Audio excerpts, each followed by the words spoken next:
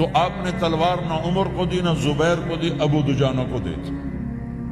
تو عمر رضی اللہ عنہ نے تو محسوس نہیں کیا، حضرت زبیر نے محسوس کیا کہ اس کو کیوں دی، مجھے کیوں نہیں، میں مہاجرین میں سے ہوں، میں پھوپھی کا بیٹا ہوں، میں اس سے دلیری میں کم نہیں ہوں۔ بلکہ حضرت زبیر کی دلیری کی جو دھک تھی، جدھر سلوار چلتی تھی کاٹتی چلی جاتی تھی، کہنے کہ میں دیکھوں گا یہ کیا کرتا ہے۔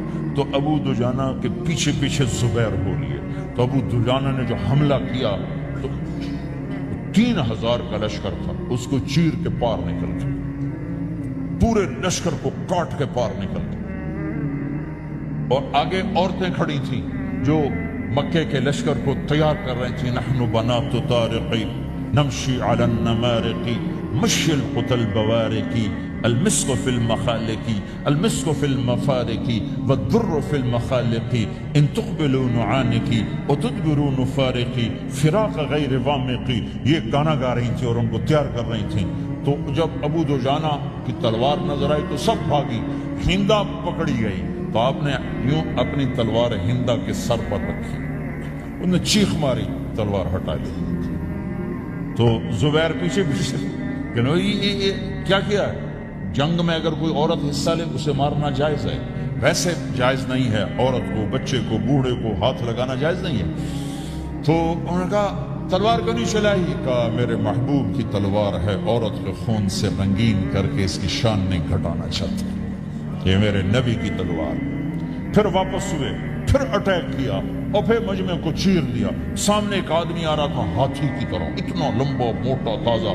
تو زبیر کہنے لگے میرے جی میں آیا کبھی اس کی ٹکر ہونا، پھر میں دیکھوں ابو دجانہ کیا چیز ہے۔ تو اللہ کا کرنا ایسا ہوا، ابو دجانہ دونوں آمنے سامنے ہو گئے۔ تو وہ ایسے شاہ سوار تھے کہ دونوں طرف کے لشکر ذرا تھم گئے اور وہ دونوں بھڑ گئے۔ ابو دجانہ کے اپنے جوہر، اس پہلوان کے اپنے جوہر، غبار اٹھا، مٹی اٹھی، اور اس کی اپنی طاقت، ان کی اپنی طاقت، انہوں نے ابو دجانہ کو اس نے زخمی کر دیا۔ ابو دجانہ نے جو جوش میں آ کے ماری تلوار، اس کو لگی یہاں، تو اتنی طاقت سے لگی کہ اس کے نیچے اتر کر 2 ٹکڑوں میں تقسیم کر دی۔ یوں ماری تو ایک حصہ ادھر، ایک حصہ، پھر یوں دیکھا اور اپنے چہرے سے لوہی کی ٹوپی اتاری، وما ترى انا ابو دجانہ، کیا دیکھ رہے ہو؟ میں ہوں ابو دجانہ، تلوار صحیح لی ہے میں نے، غلط نہیں لی، یہ ابو دجانہ ہے۔ اور جب شکست ہو گئی احد کی جنگ میں، اور پھر 10-12 آدمیوں نے آپ کو گھیرے میں لیا ہوا تھا، ان میں ایک ابو بکر تھے، عمر تھے، علی تھے، طلحہ تھے، زبیر تھے، سعد بن ابی وقاص تھے، اور سہل بن حنیف تھے، عبادہ قتادہ بن نعمان تھے، اور ابو دجانہ تھے رضی اللہ تعالی عنہم، ان میں سے ایک ابو دجانہ بھی تھے۔ اور یمامہ کی جنگ میں ابو دجانہ شہید ہوئے، یمامہ کی جنگ میں شہید ہوئے۔ یہ ابو دجانہ کی تھوڑی سی سیرت آپ کے سامنے آئی ہے۔ اس کے بعد اب آپ ان کے قول کو سنو تاکہ اس کا وزن آپ کے سامنے آئے۔ یہ بدر کے شریک ہیں، اللہ کے نبی نے کہا بدر کا صحابی جو مرضی کرے بخشا گیا۔ یہ صلح حدیبیہ کے شریک ہیں، اللہ نے قرآن میں کہا لقد رضی اللہ، میں ان سے راضی ہو گیا۔ یہ صحابی ہیں، اللہ نے کہا کلا وعد اللہ الحسنى، اے میرا نبی تیرے ہر صحابی کے لیے جنت کا وعدہ ہے۔ اور اب یہ کیا کہتے ہیں؟ یہ کیا کہتے ہیں لوگوں؟ ان ارجع عملی انت، لوگوں میرے پاس، ابو دجانہ میرے پاس بخشش کا سب سے بڑا عمل جانتے ہو کیا ہے؟ بدر نہیں، احد نہیں، حدیبیہ نہیں، خندق نہیں، خیبر نہیں، فتح مکہ نہیں، آخری حج نہیں، کیا ہے؟ کیا ہے لوگوں؟ ان ارجع عملی عندی، میرے پاس آخرت میں بخشش کا سب سے بڑا عمل بس ایک ہے کہ ما آذیت احدا باللسان، میں نے اپنی زبان سے کبھی کسی کو دکھ نہیں پہنچایا۔ ولا اجد فی قلبی غلا لاحد، اور میرے دل میں کسی کے لیے بغض کوئی نہیں ہے، بس یہ میری بخشش کا حق ہے۔ تو بھائیو، نبی کے اخلاق میں 2 چیزیں لے لو، ایک زبان سے کسی کو دکھ نہ دو، ایک دل میں کسی کا بغض نہ رکھو۔ اللہ کی قسم بغیر حساب کتاب کے جنت میں جاؤ گے۔ بڑے بڑے جنید بغدادی اور بڑے بڑے معرفت والے تمہیں دیکھتے رہ جائیں گے، تمہاری رفتار اتنی تیز ہوگی کہ تمہیں وہی پکڑ سکے گا جس کا یہ دو عمل تم سے زیادہ اچھا ہوگا. جس روڈ پہ رش ہوتا آپ وہاں سے گاڑی ہٹا لیتے ہو. ادھر نہیں ادھر رش ہے, وہ آپ کو سائن وغیرہ آپ کو آ جاتے ہیں کہ بھائی ادھر بلاک ہے, ادھر نہیں جانا, ادھر جانا ہے. تو جہاں روڈ پہ رش ہوتا ہے تو قیمتی سے قیمتی گاڑی کی رفتار بھی آہستہ ہو جاتی ہے, اور جہاں روڈ خالی ہوتا ہے تو پرانی گاڑی بھی بھاگے جا رہی ہوتی ہے. ہمارے یہاں پرانی گاڑی ہوتی ہے, پرانی بسوں کے پیچھے لکھا ہوتا ہے نہ انجن کی خوبی نہ ڈرائیور کا کمال, خدا کے سہارے چلی جا رہی ہے. اور جس کے پاس ایسی گاڑی ہو, نہ انجن کی خوبی نہ ڈرائیور کا کمال, تو اگر اس کو روڈ خالی مل جائے تو وہ تو مرسڈیز والے سے پہلے پہنچے گا, رینج روور والے سے پہلے پہنچے گا, بینٹلی والے سے پہلے پہنچے گا, روز رائز والے سے پہلے پہنچے گا, جو وہ تو پھنسی کھڑی ہو چکی, اس کا روڈ ہی خالی ہے. تو میرے بھائیو, یہ میں ایک مثال دیتا ہوں. عبادات کی روڈ پہ بہت رش ہے. نمازی بے شمار ہیں, روزے دار بے شمار ہیں, عمرے والے بے شمار ہیں, حج والے بے شمار ہیں, اور تہجد گزار بے شمار ہیں, علماء بے شمار ہیں, حافظ بے شمار ہیں, ذکر والے بے شمار ہیں, بہت رش ہے, تبلیغ والے بے شمار ہیں. لیکن جو اخلاق والا روڈ ہے نا, یہ خالی پڑا ہے. اس پہ موٹر زوکی پہ چڑھ کے آ جاؤ تو سب سے آگے نکل جاؤ, سائیکل پہ چڑھ کے آ جاؤ تو سب سے آگے نکل جاؤ, کہ روڈ ہی خالی ہے, اخلاق کا روڈ خالی ہے. السلام علیکم, ویلکم بیک ٹو مسلم سیرہ. ایسے ہی بیانات سننے کے لیے ہمارے چینل کو سبسکرائب کریں اور بیل آئیکن کو ضرور دبائیں. شکریہ. اور حدیث پاک میں آتا ہے کہ ملک الموت اترتا ہے, اس کے ساتھ 4 فرشتے ہوتے ہیں. وہ چاروں فرشتے آتے ہیں, اس کی پٹائی شروع کر دیتے ہیں. ابھی پرسوں یہ حدیث میں نے پڑھی ابن ماجہ میں کہ ملک الموت کہتا ہے ایتھا النفس الخبیثہ کانت فی الجسد الخبیث, اے خبیث روح جو خبیث جسم میں تھی, اخرج باہر آ.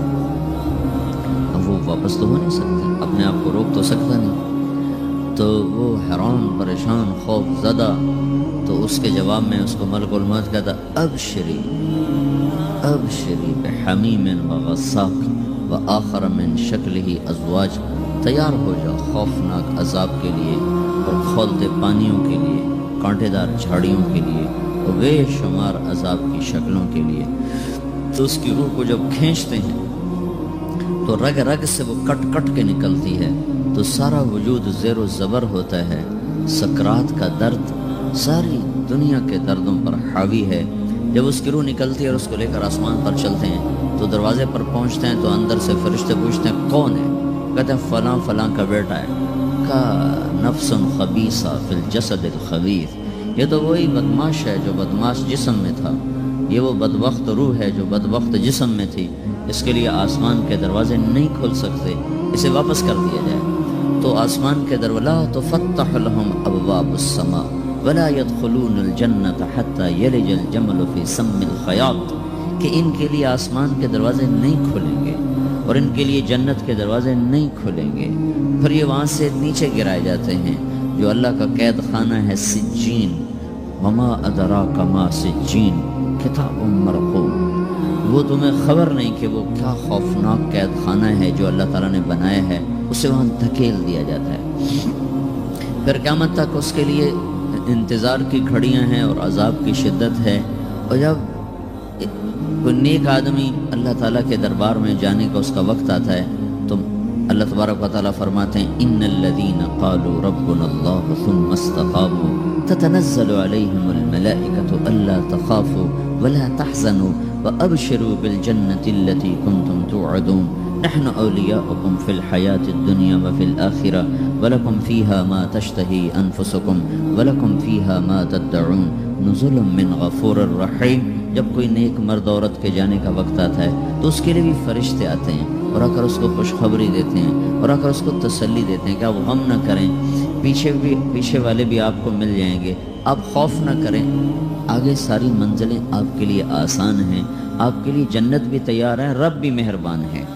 اور حدیث پاک میں آتا ہے کہ ملک الموت اور 4 فرشتے آتے ہیں. وہ 4 فرشتے اس کو سہلاتے ہیں, دباتے ہیں کہ موت کا درد اسے محسوس نہ ہو. اور ملک الموت فرماتے ہیں ایتھا النفس الحمیدہ کانت فی الجسد الحمید اخرجی، اے نیک روح جو نیک جسم میں تھی باہر آؤ، کیا کرو؟ وَأَبْشِرِي بِرَوْحٍ وَرَيْحَانٍ وَرَبٍّ رَاضٍ عَنْكِ غَيْرِ غَضْبَانٍ، آپ کو بشارت ہو آپ کے لیے جنت تیار ہو چکی ہے اور وہاں کی ساری نعمتیں آپ کے لیے میسر ہو چکی ہیں اور اللہ آپ پہ راضی ہو چکا ہے اور اللہ آپ پہ خوش ہو چکا ہے۔ اس پر اس کی روح کو نکالا جاتا ہے، پھر سارے فرشتے اس کو استقبال کے ساتھ جب آسمان پر لے جاتے ہیں تو اندر سے پوچھتے ہیں کون ہے؟ کہ فلاں فلاں کا بیٹا، فلاں فلاں کی بیٹی۔ کہتے ہیں نفس حمیدہ فی جسد حمید، یہ تو نیک روح تھی جو نیک جسم میں تھی، مرحبا بہی۔ اس کو ہم سب استقبال کس کا کرتے ہیں اور ایک دم آسمان کے دروازے کھلتے ہیں، پھر وہ پہلا دوسرا تیسرا چوتھا سارے آسمان پار کرتا ہوا اللہ پاک کے عرش کے نیچے جھک کے جا کر، مرد ہے یا عورت، وہاں جا کر سجدے میں سر رکھتا ہے اور اللہ تعالیٰ فرماتے ہیں ہاں اس نے ہمیں خوش کیا، ہم اسے خوش کریں گے، اور اس کو عافیت کے ساتھ وہاں آسمان میں، پہلے آسمان سے لے کر اللہ کے عرش تک یہ سب ویٹنگ روم بنے ہوئے جہاں اللہ اپنے اپنے درجات کے مطابق جنت والوں کو ٹھہراتا ہے، اور وہ انتظار گاہ ہے اور وقت ختم ہو جاتا ہے، لہٰذا انتظار کی جو تکلیف ہے وہ بھی ختم ہو جاتی ہے۔ وقت ختم تو انتظار کا احساس ختم اور ٹائم کے گزرنے کا احساس ختم۔ تو جیسے اصحاب کہف کو اللہ نے غار میں داخل کر کے تو غار کے اندر سے وقت کو نکال کے باہر پھینک دیا، باہر 300 سال گزرے، اندر آدھا ہی دن گزرا تھا۔ وہ جب اٹھے ہیں تو وہ 25 برس کا نوجوان 325 سال کا ہو کے نہیں اٹھا، وہ 25 سال کی عمر میں اٹھا ہے، نہ ناخن بڑا ہے، نہ مونچھیں بڑی ہیں، نہ ان کی داڑیاں لمبی ہوئی ہیں، جو کہ تو زندہ تھے، مر نہیں گئے تھے، تو زندہ کے تو بال بھی بڑھتے ہیں، ناخن بھی بڑھتے ہیں، لیکن وہ اس طرح اٹھے کہ 300 برس گزر گئے اور 25 برس کا نوجوان 25 سال کی عمر میں اٹھا ہے، 20 برس کا 20 برس کی عمر میں اٹھا ہے، اور وہ کہنے لگے کم لبثنا، بھائی کتنا ٹھہرے ہیں؟ کہ یومن او بعض یومن، لگتا ہے کوئی دن آدھا دن ٹھہرے ہیں۔ وہ صحیح کہہ رہے تھے، باہر اللہ تعالیٰ نے وقت کی گھڑی کو چلائے رکھا اور اندر غار میں اس کو سوئچ آف کر دیا، نکال دیا، یہاں وقت کو داخل نہیں ہونے دیا، تو وقت کے گزرنے سے جو بھی اثرات مرتب ہوتے ہیں وہ ان پر مرتب نہیں ہوئے، تو وہ 20 آدھے ہی دن کے بعد اٹھے ہیں، باہر 300 سال اندر آدھا دن۔ یہی کچھ اللہ تبارک و تعالیٰ برزخ میں کر دیتا ہے، وقت کو ختم کر دیتا ہے، گزرنے کا احساس نہیں ہوتا ہے۔ تو اس طرح میرے عزیزو، یہ 2 موتیں ہر انسان دیکھتا ہے، یا وہ جنت کے فرشتوں کا استقبال دیکھتا ہے یا جہنم کے فرشتوں کی مار اور پٹائی کو سہتا ہے۔ رابعہ بصری رحمۃ اللہ علیہ کا انتقال ہونے لگا تو انہوں نے رات کو فوت ہوئی تو انہوں نے اپنی خادمہ کو بلا کے فرمایا کہ کسی کو بتانا نہیں، جب میں مر جاؤں تو پڑوس میں 2-4 کو بلا کر نا میرا جنازہ پڑھوا دینا، اور جس کرتے میں تہجد پڑھتی تھی وہی میرا کفن بنا دینا، اور صبح بے شک لوگوں کو بتا دینا، میرے مرنے کے بعد میری میت کو رکھنا نہیں، فوراً دبا دینا۔ جب ان کا انتقال ہوا تو انہوں نے پڑوس کے 2-4-10-20 آدمی بلائے اور ان کو تدفین تجہیز سب کچھ ہو گئی، صبح شور مچا کے وہ رابعہ بصری کا انتقال ہو گیا۔ تو اگلے دن وہ خواب میں اس خادمہ کو ملی اور کہا بیٹی تیری بڑی مہربانی، تو نے میری وصیت کے مطابق عمل کیا۔ اس نے دیکھا کہ انہوں نے ایک خوبصورت سبز لباس پہنا ہوا ہے، تو وہ فرمانے لگی، انہوں نے سوال کیا کہ آپ کے ساتھ قبر میں کیا ہوا؟ تو وہ کہنے لگی کہ میرے پاس منکر نکیر آئے تھے اور مجھ سے کہنے لگے من رب کی، تیرا رب کون ہے؟ تو میں نے کہا سبحان اللہ، 40 برس جس کو میں نہ بھلا سکی اس کو 4 ہاتھ زمین میں آ کے میں بھول جاؤں گی۔ ان کا 42 برس کی عمر میں انتقال ہوا تھا، تو وہ کہنے لگے سبحان اللہ، جس کو میں 40 برس نہ بھلا سکی میں اسے 4 ہاتھ زمین کے اندر آ کے بھول جاؤں گی۔ تو منکر نکیر کہنے لگے اس کا کیا حساب لینا؟ پھر انہوں نے پوچھا کہ وہ آپ کا وہ کرتا کہاں گیا تہجد والا جس میں آپ کو کفن دیا تھا؟ کہا وہ اللہ نے مجھ سے لے لیا ہے اور میرے اعمال کے خزانے میں رکھ دیا ہے، قیامت کے دن میرا وہ کرتا بھی میرے ترازو میں تولا جائے گا، اور مجھے یہ لباس پہنایا ہے جو جنت کا لباس ہے۔ یہ بھی ایک موت ہے، اس طرح بھی لوگ مرتے ہیں۔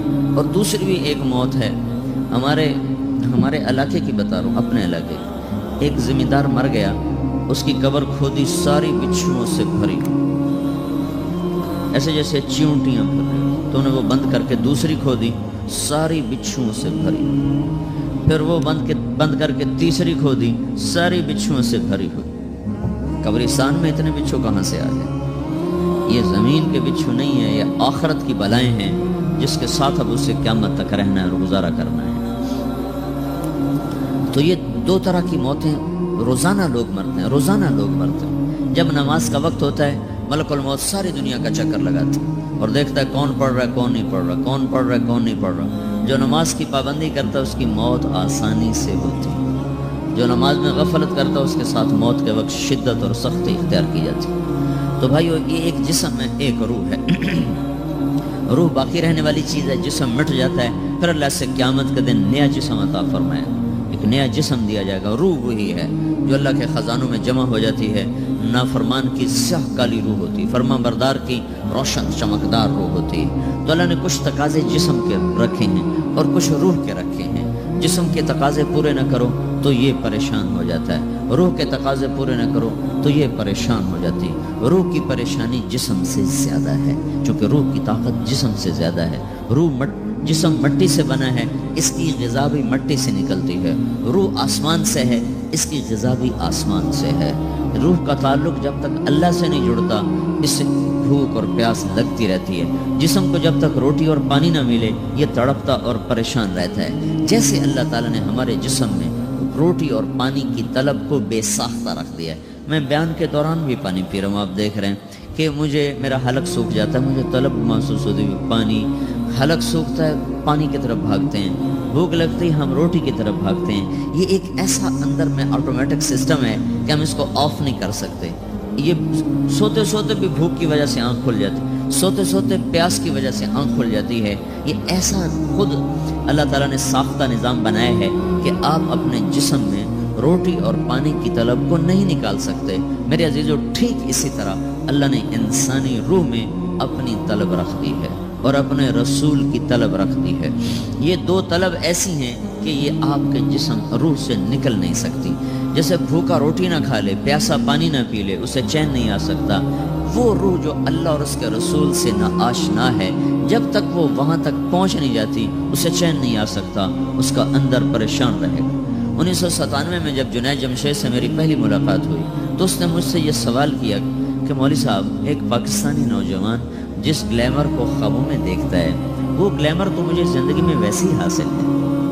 میرے چاروں طرف زندگی کا رقص ہے اور میری زندگی کی ہر خواہش، ہر السلام علیکم، ویلکم بیک ٹو مسلم سیرہ۔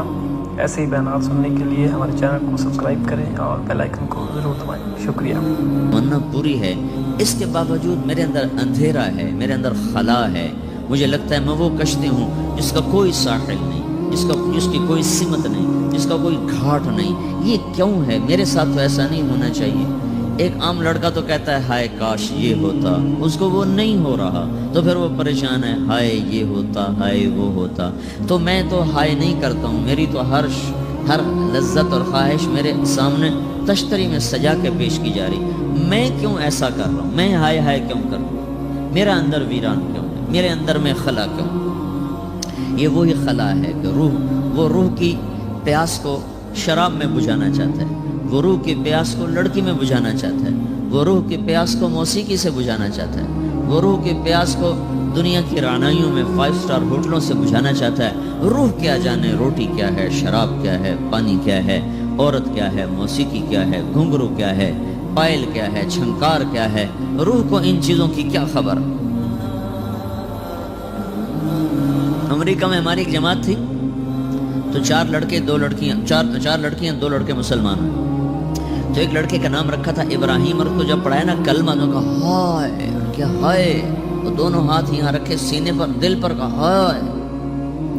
تو ہمارے ساتھی ہیں ڈاکٹر اختر، وہ کہنے لگا کیا ہوا کیا ہوا؟ کہنے لگا جب سے ہوش سنبھالا یہ جگہ خالی تھی، یہ تیرے کلمہ پڑھانے پر بھر گئی ہے کہ میری خوشی سے ہائے نکل گئی۔ یہ جگہ خالی رہے گی، یہاں شراب نہیں پہنچ سکتی، یہاں نغمہ اور موسیقی نہیں پہنچ سکتی، یہاں تالے لگے ہوئے ہیں، یہاں تک کوئی آواز نہیں جا سکتی۔ دل کے تاروں پر ایک ہی نغمہ چڑھ سکتا ہے اور وہ اللہ کی یاد کا ہے اور اللہ کی محبت کا ہے اور اللہ کے رسول کی محبت کا ہے۔ باقی کوئی مضراب ایسا نہیں جو ان تاروں کو چھیڑ سکے، باقی کوئی چیز آواز ایسی نہیں جو دل کی دنیا پر جا کر دستک دے سکے۔ یہاں بند دروازے ہیں، یہاں صرف اللہ پہنچے گا، اللہ کے رسول کا تعلق پہنچے گا، باقی کوئی چیز یہاں نہیں جا سکتی. تو چونکہ آج ہمارا علم غلط ہو گیا ہے، پنکھا بند کرو، ہمارا علم غلط ہو گیا ہے، تو ہم نے ان دنیا کی چیزوں کو سب کچھ سمجھ کر اس کی دوڑ لگانا شروع کر دی. تو روح آسمان سے ہے، اس کا تعلق اللہ سے بناؤ بھائیو.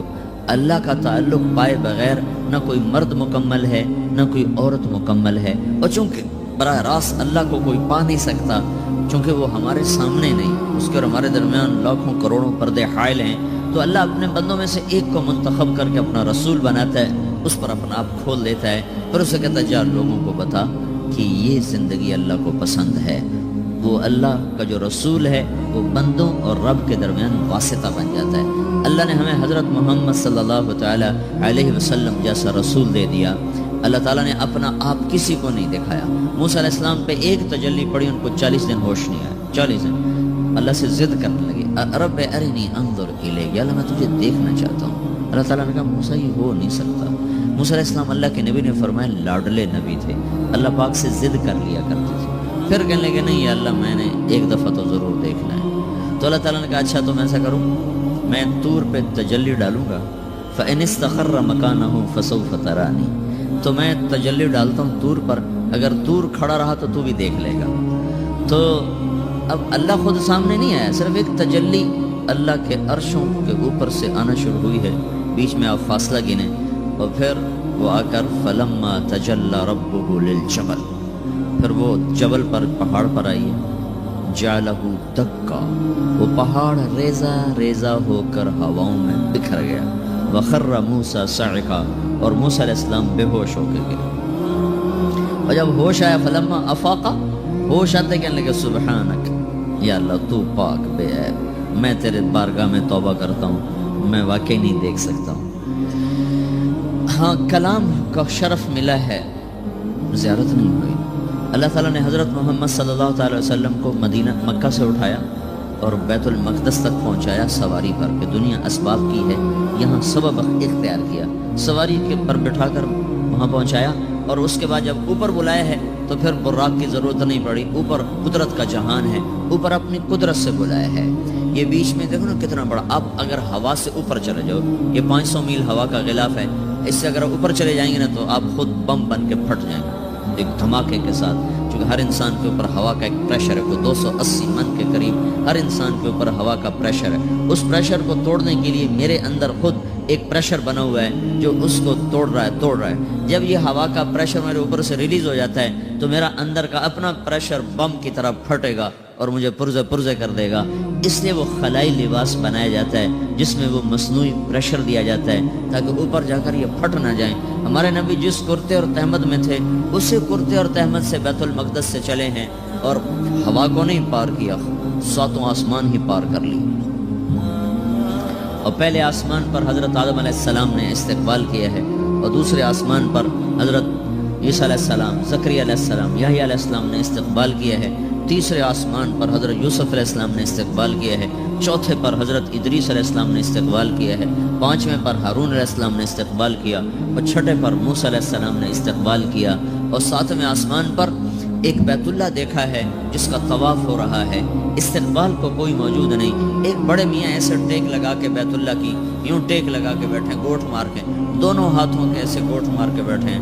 ان کی سفید داڑھی ہے، وہ نہیں اٹھے ہیں. باقی تو نبی بھی سامنے کھڑے ہوتے تھے استقبال کو، لیکن یہ بزرگ نہیں اٹھے. تو آپ نے پوچھا یہ کون بزرگ ہیں؟ تو جبریل نے کہا یہ آپ کے دادا ابراہیم علیہ السلام. آپ خود چل کے آگے گئے ہیں، وہ قریب آئے تو آپ کو اٹھے اور آپ کو گلے لگایا، ماتھا چوما، پیار کیا. سارے نبیوں نے استقبال کے دوران کہا تھا ہمارے بھائی آ گئے، مرحبا ہمارے بھائی آ گئے. لیکن جب ابراہیم علیہ السلام سے ملاقات ہوئی تو انہوں نے فرمایا مرحبا میرا بیٹا آ گیا، مرحبا میرا بیٹا آ گیا ہے. اور یہ جو حالانکہ مرتبہ تو ابراہیم علیہ السلام کا چھوٹا ہے، ہمارے نبی کا مرتبہ بلند ہے، لیکن رشتے میں ابراہیم علیہ السلام کا مرتبہ بلند ہے اور ہمارے نبی کا مرتبہ چھوٹا ہے. ابراہیم علیہ السلام اوپر جا کر دادا بن رہے ہیں اور یہ نیچے پوتا پڑپوتا بن رہے ہیں. تو رشتے کی نسبت میں آپ چھوٹے ہیں، وہ بڑے ہیں. مرتبے اور مقام میں تو اللہ کے بعد آپ کا اور آپ کے سامنے کوئی ہے نہیں، بس اوپر اللہ اور نیچے اللہ کا رسول ہے، باقی سبھی نیچے ہیں. لیکن یہ امت کو سبق دینا تھا کہ اللہ تعالیٰ کو معلوم تھا کہ آنے والی یہ جو نسل ہے یہ ماں باپ کے نافرمان ہوں گے. چونکہ انہیں صرف پیسہ کمانا، آپ کا بھی قصور نہیں، آپ کو ٹیکسٹائل سکھائی جا رہی، کوئی ماں باپ کی تعظیم تو نہیں سکھائی جا رہی ہے، اور خود آپ کے ماں باپ نے آپ کو نہیں بتایا کہ ماں کسے کہتے ہیں، باپ کسے کہتے ہیں۔ جس چیز نے بتانا تھا وہ آپ نے پڑھا نہیں، وہ تو دین نے بتانا تھا، قرآن نے بتانا تھا، سیرت نبی نے بتانا، وہ سیرت آپ نے پڑھی نہیں، قرآن آپ نے پڑھا نہیں، آپ کا سارا زور لگا پہلے وہ ایف ایس سی کو پاس کرنے میں، پھر ٹیکسٹائل میں آ گیا تو اب دھاگا کیسے بنتا ہے، آپ کا سارا علم ہے کہ دھاگا کیسے بنتا ہے، یہ علم آپ نہیں پڑھ رہے کہ انسان کیسے بنتا ہے، یہ مشین کیسے چلتی، آپ یہ سیکھ رہے ہیں، یہ انسان کیسے چلے یہ کسی ادارے میں نہیں سکھایا جا رہا۔ وہ اداروں کا یہ موضوع ہی نہیں کہ انسان بناؤ، اداروں کا موضوع ہے بس روبوٹ بناؤ جنہیں بس دھاگا بنانا آتا ہو، کسی کو دوائی بنانی آتی ہو، کسی کو حل بنانا آتا ہو، کسی کو بم بنانا آتا ہو، کسی کو کپڑا بنانا آتا ہو، کسی کو لوہا بنانا آتا ہو، کسی کو سونا ڈھالنا آتا ہو، کسی کو زمین کا سینہ چیرنا آتا ہو۔ تو یہ جو ضروریات زندگی ہیں یہ مقاصد میں تبدیل ہو کر ہم معیار انسانیت سے انتہائی پستیوں میں چلے گئے ہیں، پتہ نہیں کہاں جا کے گم ہو گئے۔ تو اللہ تعالیٰ نے ابراہیم علیہ السلام کی طرف حضور کو چلوایا تاکہ یہ پیغام ملے کہ ماں باپ کا ایک مقام ہے، ایک مرتبہ ہے جس کو کھو دینا سب سے بڑی ہلاکت ہے، اور جس کی ناقدری سب سے بڑی تباہی ہے۔ ہمارے نبی پاک صلی اللہ تعالی وسلم سے جب پوچھا گیا یا رسول اللہ قیامت کب آئے گی، تو آپ نے ارشاد فرمایا یہ اللہ کو پتہ ہے۔ تو اس نے پوچھا یا رسول اللہ کوئی نشانی بتائیں، تو آپ نے فرمایا جب ماؤں کو اولاد ذلیل کرنے لگ جائے تو قیامت آ جائے گی۔ یہ کیا کہہ دیا ہے؟ حالانکہ آپ نے صاف کہا ہے جب دنیا میں ایک آدمی بھی اللہ کا نام لینے والا باقی نہیں بچے گا تو قیامت آ جائے گی۔ لیکن آپ نے کہا جب انتلد الامۃ ربتہا، جب بیٹیاں بھی ماؤں کو ذلیل کرنے لگ جائیں، بیٹے تو کرتے ہی رہتے ہیں، کہ جب بچیاں بھی اپنی ماؤں کو ذلیل کرنے لگ جائیں، نوکر کی طرح سلوک کرنے لگ جائیں، تو پھر قیامت آنے آ گئی، کب پھر آ گئی۔ ایک لڑکی اپنی ماں کو کہہ رہی تھی بکواس نہ کر، میں سن رہا تھا میرے سامنے کی بات، اور اپنی ماں کو کہہ رہی تھی بکواس نہ کرو، تو اس کے آنسو ایسے ڈھلک کر اس کے گالوں پر نیچے جا رہے تھے، نیچے جا رہے تھے، نیچے جا رہے تھے۔ یہ آنسو وہ ہیں جو ساری کائنات کو آگ لگا دیں گے، زمین آسمان کا نظام زیر و زبر ہو جائے گا۔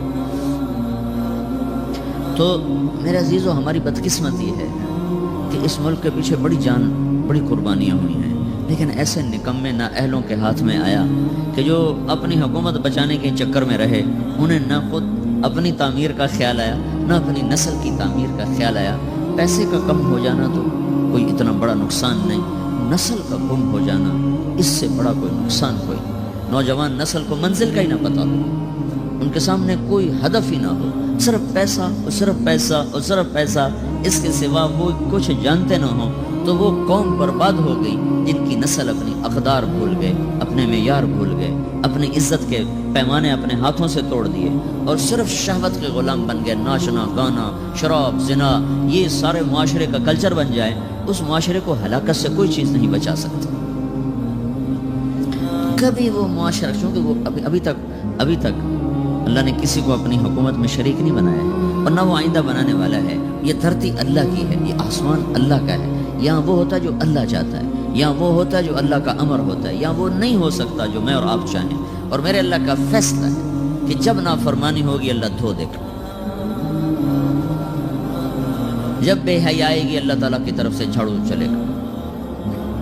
پہلی قومیں اس لیے ہلاک نہیں کہ ٹیکنالوجی میں مار کھا گئی تھی۔ فرعون کو ٹیکنالوجی میں مار کھا کے سمندر میں غرق ہوا تھا، وہ کتنے لاکھوں کا لشکر لے کر تعاقب میں چلا تھا، اور اللہ تعالیٰ نے ایک پل میں فَأَخَذْنَاهُ وَجُنُودَهُ فَنَبَذْنَاهُمْ فِي الْيَمِّ وَهُوَ مُلِيمٌ، اللہ نے پکڑ کے پانیوں میں ڈالا اور ہمیشہ کے لیے عبرت کا نشان بنایا۔ عاد ہود علیہ السلام کی قوم اتنی طاقتور قوم تھی، وہ لمبے ان کے قد تھے، 300 سال تک ان کی جوانی چلتی تھی۔ ایک ہوا کے ذریعے سے اللہ نے ان کو اڑایا اور ان کے کھوپڑیاں پھاڑ کے رکھ دیں، آپس میں ٹکرا کے ان کے سر الگ کر دیے، دھڑ الگ کر دیے۔ صالح علیہ السلام کی قوم پہ فرشتے نے چیخ ماری، عیسیٰ علیہ السلام کی قوم کو اللہ نے کھڑے خنزیر بنا دیا، وجعل منهم القردة والخنازیر، اور بنو اسرائیل کے پورے ایک علاقے کے لوگوں کو اللہ تعالیٰ نے رات میں کہا کونوا قردة خاسئین، رات میں سب کو اللہ تعالیٰ نے بندر بنا دیا۔ لوط علیہ السلام کی قوم پہ 5 عذاب اللہ تعالیٰ نے اٹھا کے مارے کہ ایک آدمی اللہ نے۔ السلام علیکم، ویلکم بیک ٹو مسلم سیرہ۔ ایسے ہی بیانات سننے کے لیے ہمارے چینل کو سبسکرائب کریں اور بیل آئکن کو ضرور دبائیں۔ شکریہ۔ اس میں زندہ نہ چھوڑا، سب کو جا کے تہ خاک کے پہنچا کر اوپر ایک گندا پانی ان پہ مسلط کر دیا، جس کو ڈیڈ سی کہتے ہیں، جو اتنا گاڑھا ہے کہ اس میں چھلانگ بھی لگاؤ تو کوئی نہیں ڈوبتا ہے، اتنا گاڑھا وہ پانی ہے، اس میں ڈوبتا کوئی نہیں۔ وہ کوئی 70 مربع میل میں پھیلا ہوا علاقہ ہے، میں گیا ہوں وہاں۔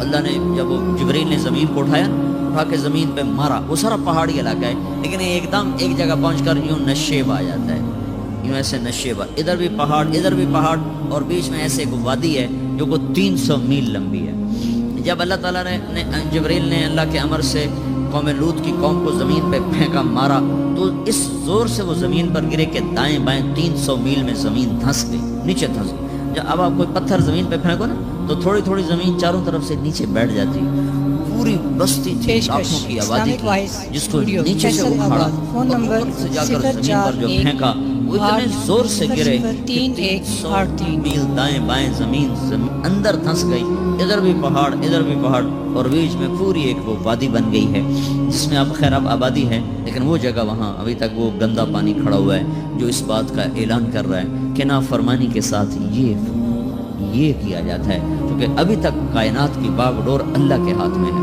اور فیصلے وہ آسمان سے کرتا ہے، نظام وہ چلاتا ہے، ترتیب اس کے ہاتھ میں ہے، قدرت اس کے ہاتھ میں ہے، حکومت اس کے ہاتھ میں ہے، فیصلے وہ کرتا ہے۔ کل یوم هو فی شأن ان الامر کلہ للہ، ساری شان، ساری قدرت، ساری ہیبت، سارے فیصلے آسمانوں سے ہوتے ہیں، اس کے ملک میں، فیصلوں میں، تدبیر میں، تقدیر میں اور نظام میں کوئی شریک نہیں ہو سکتا، کوئی شامل نہیں ہو سکتا ہے۔ تو بھائی وہ جب ناراض ہوتا ہے تو زمین و آسمان کو زیر و زبر کر دیتا ہے، اور جب وہ راضی ہوتا ہے تو زمین و آسمان کی برکتوں کے دروازے کھول دیتا ہے۔ تو اللہ تعالیٰ نے ہمیں حضرت محمد صلی اللہ تعالی علیہ وسلم جیسا راہبر دیا جس نے قیامت تک آنے والی ایک ایک چیز کو آنکھوں سے دیکھ کے بتا دیا۔ آپ کو اللہ تعالیٰ نے جنت دکھائی، جہنم دکھائی، پر جنت جہنم تو بڑی چھوٹی چیز ہے۔ میں یہ کہہ رہا تھا کہ اللہ تعالیٰ نے ہمارے نبی کو وہ آنکھ عطا فرمائی کہ ساتوں آسمان سے اٹھا کر، سدرۃ المنتہا سے اٹھا کر، عرش کے اوپر سے اٹھا کر، سارے 70,000 سے مراد بے شمار 70,000 بے شمار جو پردے تھے اللہ اور خلقت کے درمیان، وہ سارے اٹھا کر اللہ اپنی ذات کے ساتھ سامنے آ گیا تھا اپنے نبی کی۔ حضرت ابن عباس نے پوچھا یا رسول اللہ رأیت ربک؟ قال رأیت نورا، آپ نے اپنے رب کو دیکھا یا رسول اللہ؟ کہا ہاں میں نے دیکھا، میں نے اس کے نور کا، اس کے جمال کا میں نے مشاہدہ کیا۔ وہ آنکھ کتنے علم رکھتی ہے جو اللہ کو دیکھ لے، وہ کان کتنے طاقتور ہیں جو اللہ کی آواز سن لے، وہ سینہ کتنا طاقتور ہے جو اللہ کی تجلیات کو ہضم کر جائے۔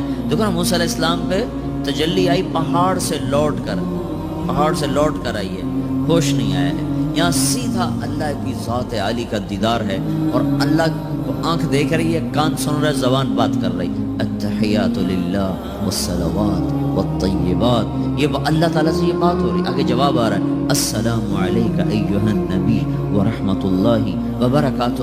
اس کے جواب میں ہمارے نبی فرما رہے ہیں السلام علینا وعلی عباد اللہ الصالحین۔ یہ مکالمہ اللہ کے سامنے دیکھتے ہوئے، اللہ کی سنتے ہوئے، کتنا عظیم رسول اللہ تعالیٰ نے بنایا۔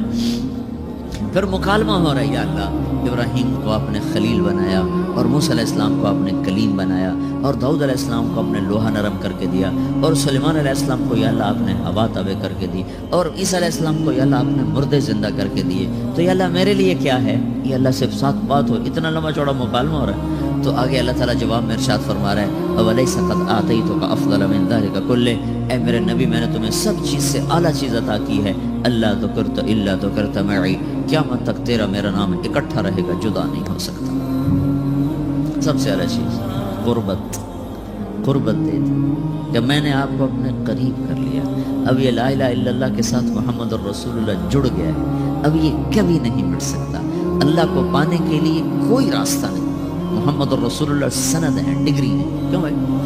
ادھر بازار جب کسی مل میں کوئی چلا جائے گا جی میں ٹیکسٹائل انجینئر ہوں مجھے رکھ لو، تو سب سے پہلی چیز وہ کیا کہیں کہ آپ کے پاس ڈگری ہے۔ پاکستان میں 2 کالج ہیں، ایک یہاں ایک دوسرا کہاں ہے؟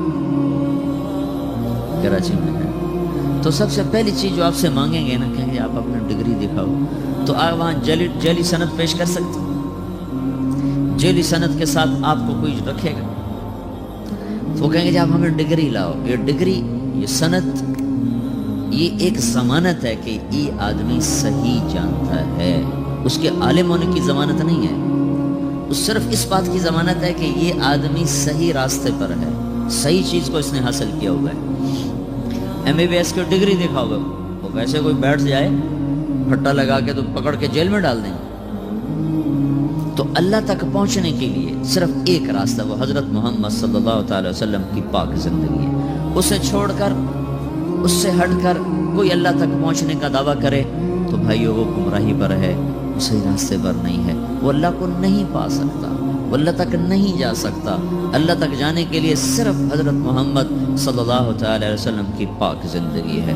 اب اس کی حفاظت اللہ کے ذمے تھی کہ چونکہ آپ کی زندگی نے نمونہ بننا تھا تو اللہ تعالیٰ نے اس کو قیامت تک کے لیے محفوظ کر دیا، تاکہ اس میں کوئی آج کے دور کا ٹیکسٹائل کا لڑکا کہے جی اللہ کو کیسے راضی کروں، تو یہ دیکھو یہ قرآن ہے جس کے زیر و زبر میں کوئی تبدیلی نہیں کر سکا، اور یہ اللہ کے محبوب کی سیرت اور زندگی ہے جس میں آج تک کوئی دجال اپنی طرف سے کوئی چیز داخل نہیں کر سکا۔ یہ سکہ بند چیز ہے، اس کے پیچھے چلو گے تو اللہ ملے گا، عورتیں چلیں گی ملے گا، مرد چلیں گے ملے گا۔ اس سے ہٹ کر، ان ترتیبوں کو توڑ کر جو کہیں گے ہمیں اللہ مل گیا ہے تو وہ دھوکے کا شکار ہیں۔ اس لیے قیامت کا ایک نام ہے تغابن، وذالک یوم التغابن، دھوکے کا دن، فراڈ کا دن۔ فراڈ کا دن کیا مطلب؟ اس دن نافرمان کہیں گے ہائے ہمارے ساتھ دھوکا ہو گیا، ہائے ہمارے ساتھ دھوکا ہو گیا، ہم دھوکے میں مارے گئے۔ تو اس دن ایک پکار چل رہی ہوگی، دھوکا ہو گیا، دھوکا ہو گیا، دھوکا ہو گیا، فراڈ ہو گیا، ہم کیا تھے، ہم کیا سمجھتے رہے، نکلا کیا، ہم کدھر جا رہے تھے، پہنچے کہاں۔ تو یہ ایک نام قیامت کا یوم التغابن بھی رکھا گیا ہے کہ اس دن ہر نافرمان اپنے دھوکے سے نکلے گا، لیکن اس دن بات ختم ہو چکی ہوگی، مہلت ختم ہو چکی ہوگی۔ تو میرے عزیزو، حضرت محمد صلی اللہ تبارک و تعالی علیہ وسلم کی پاک زندگی وہ اللہ تک پہنچنے کے لیے نمونہ ہے۔ آپ کی پیدائش سے لے کر وفات تک ساری زندگی اللہ تعالیٰ نے محفوظ کر دی ہے، ایسی محفوظ کی ہے کہ نہ کسی بادشاہ کی ایسے تاریخ لکھی گئی، نہ کسی بڑے وزیر کی ایسے تاریخ لکھی گئی، نہ کسی سائنسدان کی، نہ کسی دانشور کی، نہ کسی مفکر کی، نہ کسی شاعر کی۔ ایک یتیم کے لیے اللہ نے جو قلم چلوایا لوگوں کا، آپ مسکراتے کیسے تھے، آپ روتے کیسے تھے، آپ غمگین کیسے ہوتے تھے؟ یہ کوئی بات اگر ان باتوں کا ہمیں نہ پتا ہو تو شریعت میں تو کوئی فرق نہیں پڑتا ہے، لیکن اللہ نے وہ باتیں بھی لکھوا دی کہ جب آپ غمگین ہوتے تھے تو ایسے بیٹھتے تھے، یہ آپ کے غم کی نشانی، سیدھے ہاتھ سے داڑھی پکڑی ہوتی تھی اور اس کونے کو اس ہاتھ پہ رکھا ہوتا تھا ایسے، اور آپ ایسے بیٹھے ہوتے تھے، یہ آپ کے غم کی نشانی کہ آج اللہ کا نبی غمگین بیٹھے، اور تھوڑی دیر کے بعد آپ ایسے سر پر ہاتھ پھیرتے ایسے، اور پھر یوں داڑھی پکڑ کے بیٹھ جاتے، ایسے بیٹھتے تھے۔ اتنی باری اگر مثلا یہ چیز آپ کو مجھے معلوم ہو تو ہمارے کیا فرق پڑتا ہے؟ لیکن اللہ نے ایک ہی حبیب بنایا، ایک ہی، اس سے محبت کی، اس سے عشق کیا، پھر اس کی زندگی کو اللہ تعالیٰ نے خود، اس کی ساری اداؤں کو اللہ تعالیٰ نے خود۔ آپ کہاں مسکرائے کہ دانت ظاہر ہوئے، آپ کہاں مسکرائے کہ داڑھیں بھی ظاہر ہوئیں، کہ آپ کی داڑھ مبارک بھی نظر آ رہی تھی، جب آپ ہنس رہے تھے تو آپ کی داڑھیں بھی نظر آ رہی تھیں، جب آپ ہنس رہے تھے تو صرف آپ کے دانت نظر آ رہے تھے۔ آپ کس جگہ پر کیسا روئے، ہچکیوں سے روئے یا آنسوؤں سے روئے، یا آپ نے ٹھنڈی آہ بھری، یہ اتنی چھوٹی چھوٹی باریک باتوں کو بھی اللہ تعالیٰ نے محفوظ کر کے لکھوا دیا۔ آپ کو کیا پسند ہے، آپ کو کون سا گوشت پسند ہے؟ آپ کو دستی پسند تھی، بکرے کی دستی، تو ابو عمر رضی اللہ تعالیٰ عنہ آپ کے لیے نا پکا رہے تھے، دیکھ دیکھ پکا رہی تھی اور لوگوں کے لیے، تو آپ تشریف لائے، آپ نے کہا ابو عمر یہ مجھے دستی پکڑانا۔ وہ بوٹیاں کر کے نہیں پکاتے تھے، پورے پارچے پورا حصہ ڈال کے پکائے جاتے، تو انہوں نے ایسے ڈوئی سے نا آپ کو پوری دستی نکال کے دی، تو آپ نے دونوں ہاتھوں سے پکڑ کر اس کا ایسے دانتوں سے نوچ نوچ کے کھایا، اور پھر اس کو ہڈیوں کو رکھ کر پھر آپ نے کہا ابو عمر ناول ذرا یہ نکالو، اس میں سے دستی نکالو، تو انہوں نے دوسری نکال کے دی، تو آپ نے ایسے دونوں ہاتھوں سے پکڑ کر اس کو اس طرح دانتوں سے کاٹ کے کھایا اور ہڈی پھینک گیا، ابو عمر ناول ذرا، ابو عمر مجھے دستی پکڑاؤ۔ وہ کہنے لگے یا رسول اللہ اب بکرے کی تو دو ہی ہوتی ہیں تو آپ نے کہا اللہ کے بندے اگر تو میرے کہنے پہ ہاتھ ڈال دیتا تو جب تک میں کہتا رہتا اللہ میرے لیے نکال کے مجھے کھلاتا رہتا۔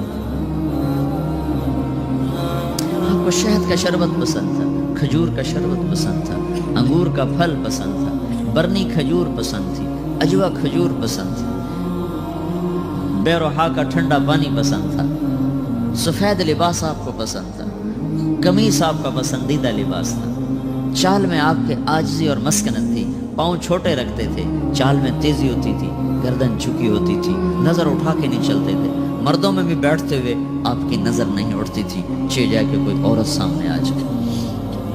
اس مخلوط تعلیم نے بے حیائی کو ایسا بھڑکایا ہے کہ آگ لگا کے رکھ دی۔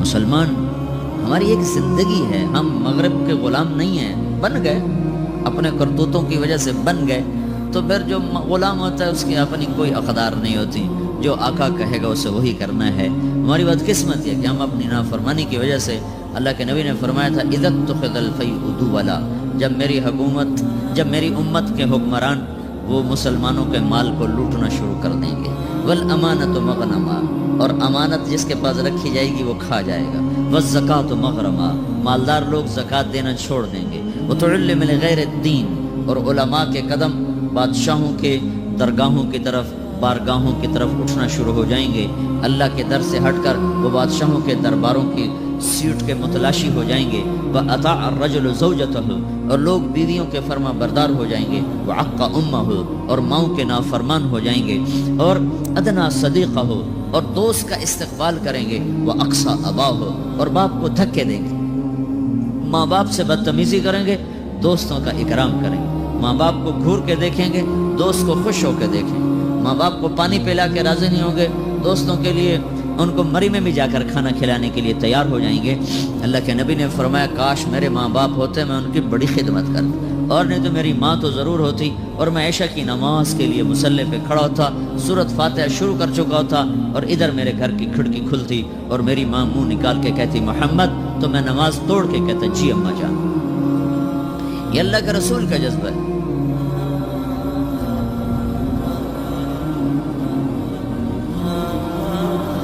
ہائے ہائے، ابو ہریرہ رضی اللہ عنہ جہاد پر تیار ہو گئے، ان کی ماں نے کہا بیٹا مجھے اکیلے چھوڑ کے تو نہ جا، کہا نہیں، اللہ کے نبی نے کہا میں نے جانا ہے، تو انہوں نے کہا میں تجھے اپنے دودھ کا واسطہ دیتی ہوں جو میں نے تمہیں پلایا ہے، مجھے چھوڑ کے نہ جا، کہا نہیں میں نے جانا ہے، اور ہتھیار سجا لیے۔ ان کی ماں نے اللہ کے نبی کو پیغام بھیجا کہ میں نے ابو ہریرہ کو دودھ کا واسطہ دیے پھر بھی نہیں رکا۔ ابو ہریرہ ہتھیار سجا کے مسجد میں آئے تو آپ نے منہ ادھر پھیر لیا، ابو ہریرہ کو دیکھا بھی نہیں، وہ پریشان ہو گئے، کیا ہو یا رسول اللہ؟ چلے جاؤ، مجھے تمہارے جہاد کی ضرورت نہیں، تیری ماں نے تجھے دودھ کا واسطہ دیا پھر بھی تیرا دل نہ پسیچا، اس کے بعد تو کون سا جہاد کرنا چاہتا ہے؟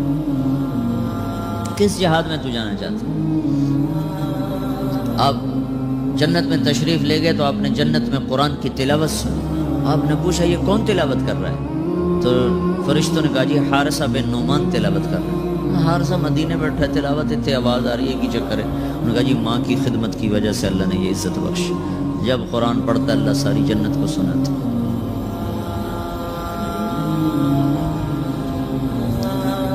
اور ایک صحابی کی بیوی نے پیغام بھیجا یا رسول اللہ میرے خامد مر رہے ہیں، کلمہ نہیں پڑھ، صحابی اور کلمہ نہ پڑھا جائے۔ السلام علیکم، ویلکم بیک ٹو مسلم سیرہ۔ ایسے ہی بیانات سننے کے لیے ہمارے چینل کو سبسکرائب کریں اور بیل آئکن کو ضرور دبائیں۔ شکریہ۔ صحابی کلمہ نہ پڑھا جائے، ساری دنیا کے ابدال قطب صحابی کے پاؤں کی خاک کے برابر۔ تو آپ نے پوچھا ماں باپ میں کون زندہ ہے؟ جی ماں زندہ ہے۔ کہا ناراض ہے؟ کہا جی ناراض ہے۔ تو آپ نے اس کی ماں کو پیغام بھیجا کہ علقمہ، ان کا نام تھا علقمہ، میں آپ سے ملنا چاہتا ہوں۔ وہ خود آ گئی۔ تو آپ نے فرمایا تم علقمہ سے ناراض ہو؟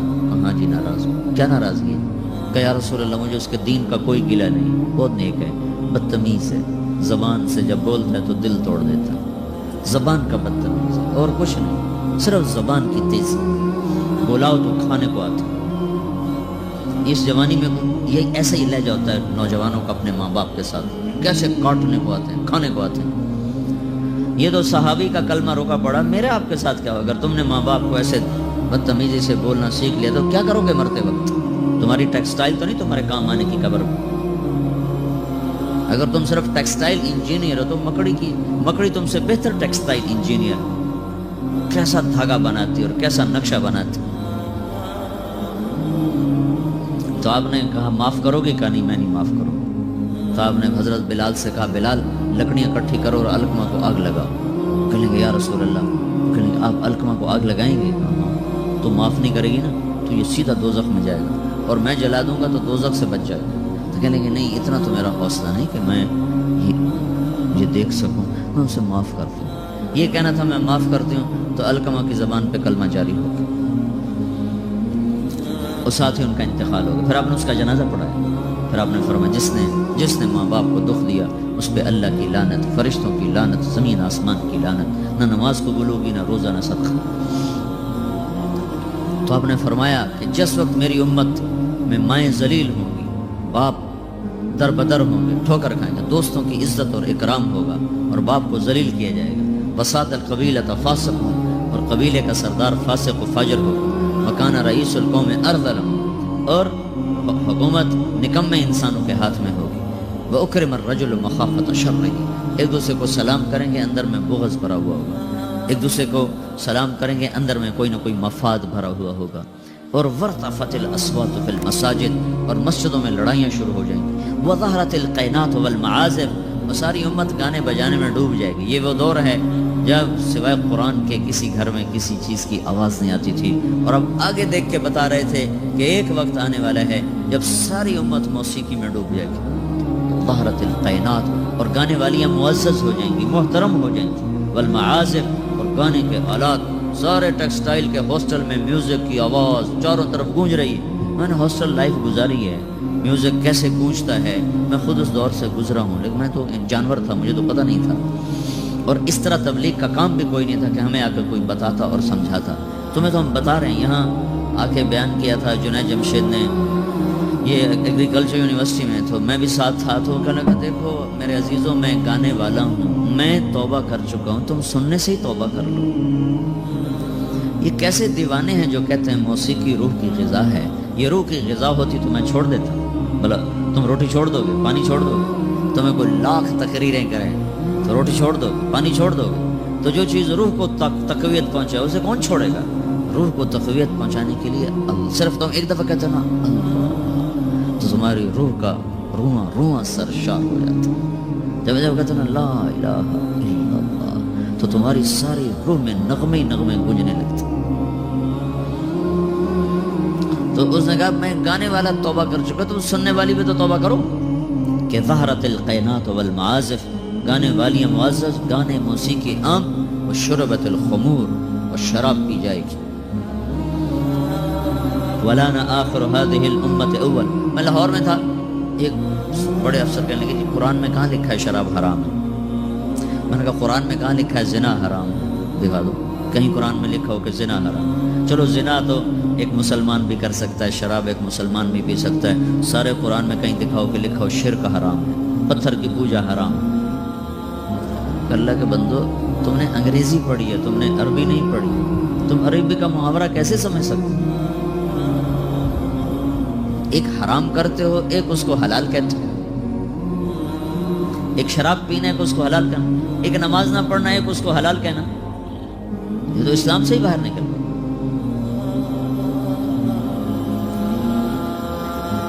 چونکہ ہم مغرب کی طاقتور دعوت سے متاثر ہیں. میڈیا بول رہا ہے، ٹی وی چل رہا ہے، سیڈیز چل رہی ہیں، کتابیں چل رہی ہیں، اور آپ اپنی بنیاد سمجھتے نہیں ہو. آپ کے پاس اپنے دین کے بارے میں کچھ نہیں ہے. 95% نوجوان نماز نہیں پڑھتے.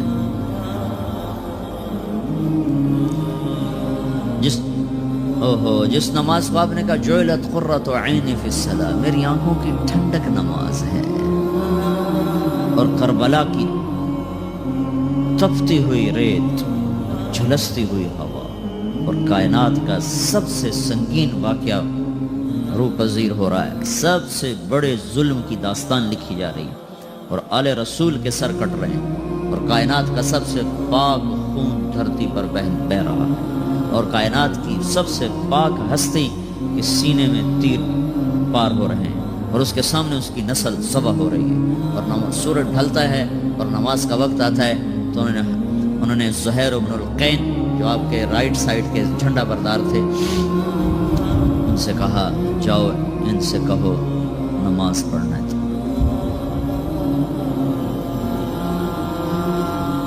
اب نماز پڑھنے کی کیا ضرورت؟ ابھی تو اللہ سے ملاقات ہو جانی ہے، تو نام بھی پڑھیں تو کیا حرج ہے؟ تھوڑی دیر کے بعد تو سر پھٹنے والے. تو انہوں نے زہیر کو بھیجا، وہ آئے، وہ شمر کے پاس کے قریب پہنچے. جنگ تو زوروں پر تھی. وہ شمر کے قریب پہنچے اور زور سے کہا تھوڑی دیر کے لیے جنگ روکو, نماز پڑھ لیں. تو شمر نے کہا تمہاری نماز نہیں ہوتی ہے. تو انہوں نے کہا اللہ کی لعنت ہو تم پر, جن کے طفیل نماز ملی ان کی نہیں ہوتی. وہ اس گھر کی وجہ سے تو نماز ملی ہے, انہی کی نہیں ہوتی, تمہاری ہوتی ہے. تو انہوں نے واپس آ کر کہا کہ جی وہ نماز کی اجازت نہیں مل رہی. تو آپ نے کہا آدھے دشمن کے سامنے کھڑے ہو جاؤ اور آدھے صفے بنا لو. اور نماز شروع ہو گئی اور نماز پڑھی گئی. اور ایسی نماز ہے کہ خون بہہ رہا ہے, دھڑ کٹ رہے ہیں, گردنیں جدا ہو رہی ہیں. یہ وہ سجدہ ہے جس جیسا سجدہ شاید پیچھے آنے والے زمانوں میں اور کسی نے نہ کیا ہوگا, کہ جن کے وضو بھی ان کے خون سے ہو رہے تھے, جن کے مسلح وہ کربلا کی تپتی ہوئی ریت بن رہی تھی. 95% لوگ نماز نہیں پڑھتے. قرآن کا پہلا صفحہ کہہ رہا ہے الذین یؤمنون بالغیب ویقیمون الصلاۃ.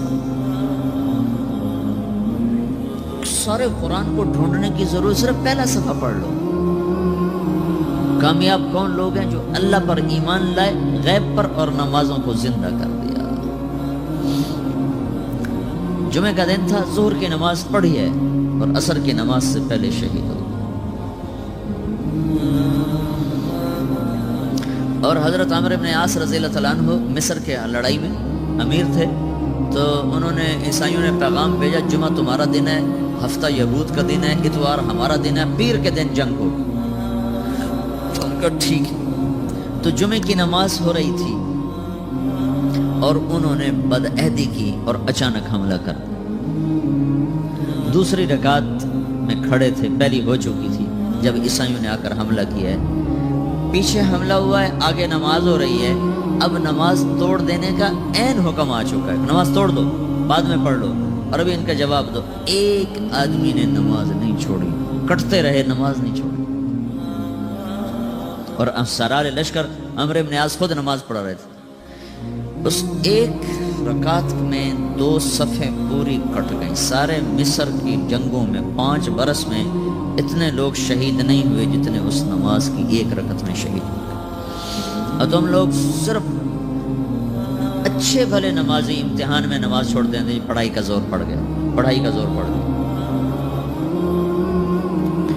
پیچھے دھڑ کٹ رہے ہیں, سر تن سے جدا ہو رہے ہیں, اور آگے آدمی نماز میں کھڑا مرنے کو تیار ہو. کتنا دھن جگرا چاہیے اس کے لیے. جو قوم یہ تاریخ رکھتی ہو, اسی قوم کی 95% نوجوان نسل سجدے سے انکار کر چکی. تو تمہارا یہ پیسہ تمہیں کیا عزت دے گا؟ تمہاری ٹیکسٹائل تمہیں کہاں پہنچا سکتی ہے جب تم اللہ اور اس کے رسول سے ہی باغی ہو جاؤ گے؟ مال کی کیا بات, اللہ نے فرعون کو دے دیا تھا, قارون کو دے دیا تھا, حامان کو دے دیا. آج یہود کو اللہ نے اتنا رزق دیا ہوا ہے, تو کیا اللہ یہودیوں سے خوش ہو گیا؟ شدید ترین عذاب میں مبتلا ہے ہونے والی نسل ہے یہود کی. تو میرے بھائیو, اللہ کو مطلوب بناؤ, اللہ کو, اس کو سامنے رکھ کر زندگی کا سفر طے کرو.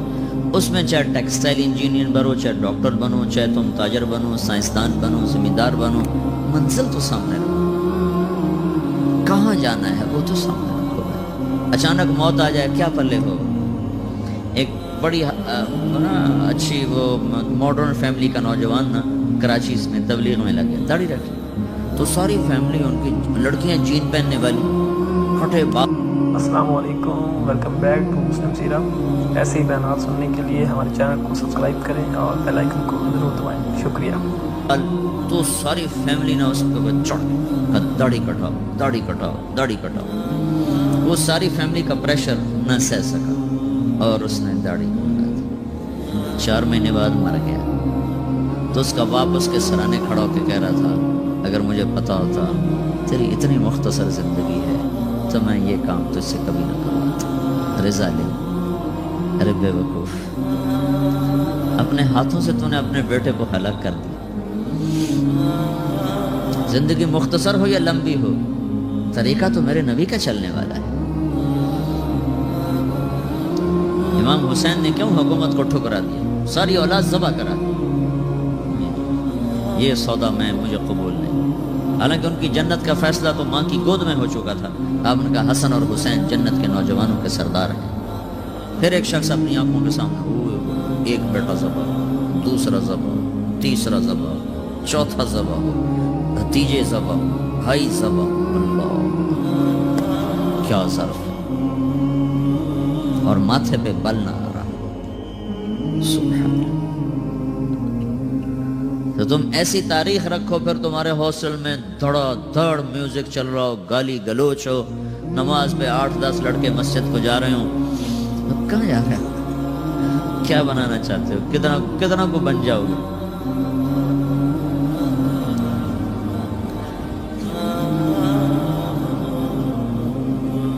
کوئی ہم بے نام مخلوق ہوتے، کوئی ہماری تاریخ نہ ہوتی، کوئی ہمارا ماضی نہ ہوتا، ہمیں پتہ نہ ہوتا کہ ہم کس قافلے کے بچھڑے ہوئے لوگ ہیں.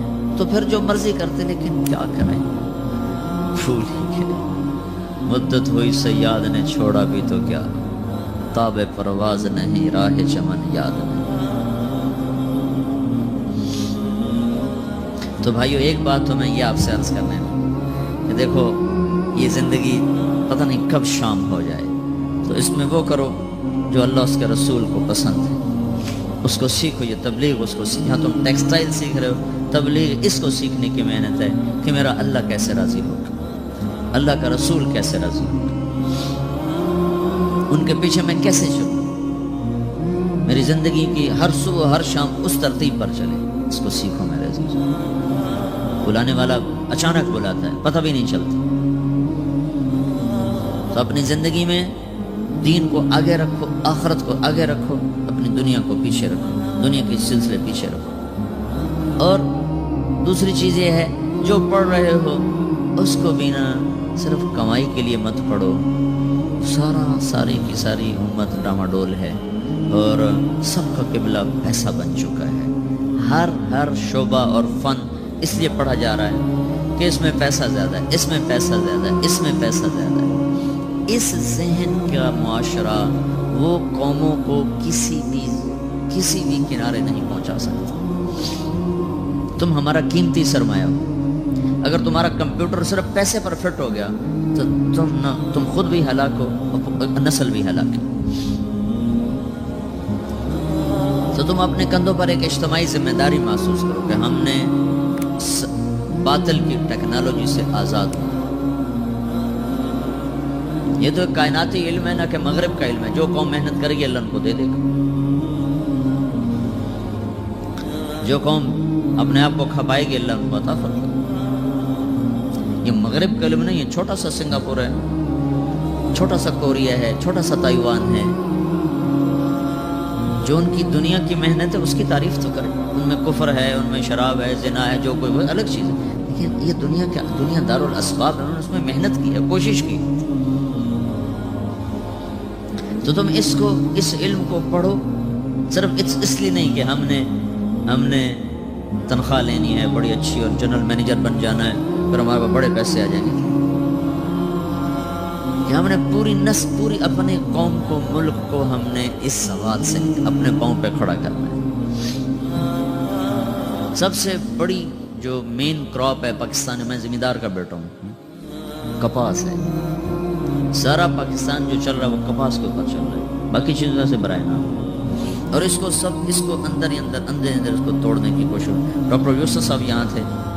وہ ایک نئی کاٹن آئی ہے پیٹھی جس کو سنڈی نہیں لگتی، تو انہوں نے وہ بنا لی اللہ کے فضل سے. ہم 2 سال سے کاشت کر رہے ہیں، وہ 40 من فی ایکڑ ہو رہی ہے اور اس کو سنڈی واقعی نہیں لگتی ہے سوائے لشکری کے. لشکری ایسے کمزور سے سنڈی ہوتی، وہ ہلکے سے سپرے سے مر جاتی. تو وہ مجھے کہہ رہے تھے کہ مولانا صاحب دعا کرو، ہماری ساری تحقیقات کو روکنے کی کوشش ہو رہی اور اوپر لوگوں کو خریدا جا رہا ہے. اور اگر میں یہ کامیاب ہو جاتا ہوں تو یہ جتنی ملٹی نیشنل کو 16 ارب روپے کا بزنس کر رہی ہیں صرف یہ سنڈی مارنے کی دواؤں کا، ان کے وہ پیسے ڈوب جائیں گے اور وہ پیسہ ہمیں ملے گا، ہمارے ذمہ دار کو ملے گا، ہماری قوم کو ملے گا.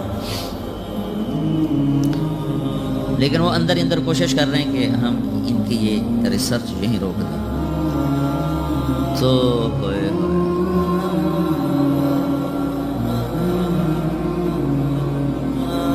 روک دیا پھر. لیکن اب تو خیر بیج تو بازار میں آ گیا, اسے اب کون روکے گا انشاءاللہ. تو ان کو ترقی کا عنوان دے کر وہاں سے اکھاڑ کے اسلام آباد پہنچا. ہاں جی, ہم نے آپ کو ترقی دے دی. سائنسدان کو چوکی دارے پہ بٹھا دو تو کیا کرے. تو تم یہاں صرف اس لیے محنت نہ کرو کہ تم نے بس اچھی روٹی کھانی ہے. یہ تو انتہائی گھٹیا سوچ ہے. اس لیے پڑھو کہ تم نے پوری قوم کو, نسل کو اس زوال سے نکالا, پاؤں پہ کھڑا کرنا. پیٹ کے غلام تو ساری نسل ہوئی پڑی, شہوت کی غلام ساری نسل ہوئی پڑی.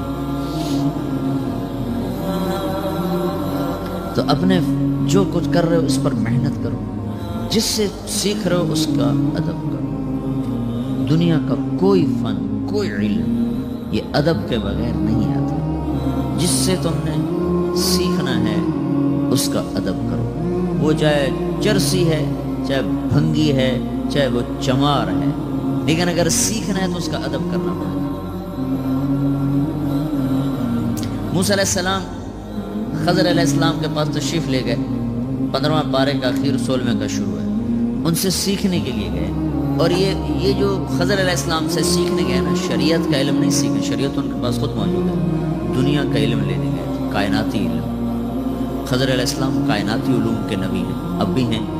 وہ دجال کے ہاتھوں شہید ہوں گے. اللہ نے ان کو, آپ کو اللہ عمر خضر عطا فرمایا, محاورہ ہے. تو اللہ تعالیٰ نے ان کو غیر معمولی طور پر اوروں سے ہٹ کر اس کائناتی نظام کی ان کو نبوت عطا فرمائی ہے. وہ بھی نبی. کوئی ولی اللہ یوں کہے کہ میرے اوپر اللہ کا الہام ہوا ہے اور میں بچے کو قتل کر دوں, یہ ایسی کوئی شریعت نہیں, ایسا کوئی دین نہیں, ایسا اللہ پاک کی طرف سے یہ کوئی نظام ہے. ہاں نبی ہے, نبی پر وحی آتی, وحی قطعی چیز ہوتی. تو انہیں بچے کو قتل کیا. فانطلقا حتی اذا لقی غلاما فقتلہ, ایک بچے کو دے کر خضر علیہ السلام نے ٹھک یوں کیا, وہ مر گیا. تو یہ کسی کو قتل کرنا یہ الہام سے نہیں کہ میرے اوپر الہام ہو گیا. الہام تو شیطان بھی ڈال دیتے ہیں. اور کتنے یہ چرس پی کے بیٹھے ہیں, جس اسی پہنچے ولی ہیں جی, دمادام ساڑی ہارے لئی نماز ہے, دمادام ہے الو کے بیٹھے. حسین سجدے میں سر دے رہا ہو اور یہ چرس کا سوٹا لگا کے کہیں ساڑیاں ہر ویلے دیا نماز ہیں.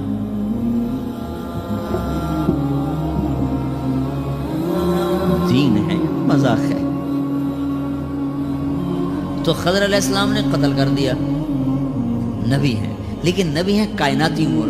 کشتی توڑ دی, بچہ قتل کیا, دیوار بنا دی. تو یہ سارے کائناتی چیزیں تھیں, کائناتی راز تھے. تو موسیٰ علیہ السلام یہ سیکھنے کے لیے گئے اور اس کے سیکھنے کا بھی یہ شوق ظاہر کیا ہے, او امضی حقبا, مجھے ساری زندگی بھی چلنا پڑا تو میں اس شخص کو پانے کے لیے چلوں, چاہے میری ساری زندگی بیت جائے.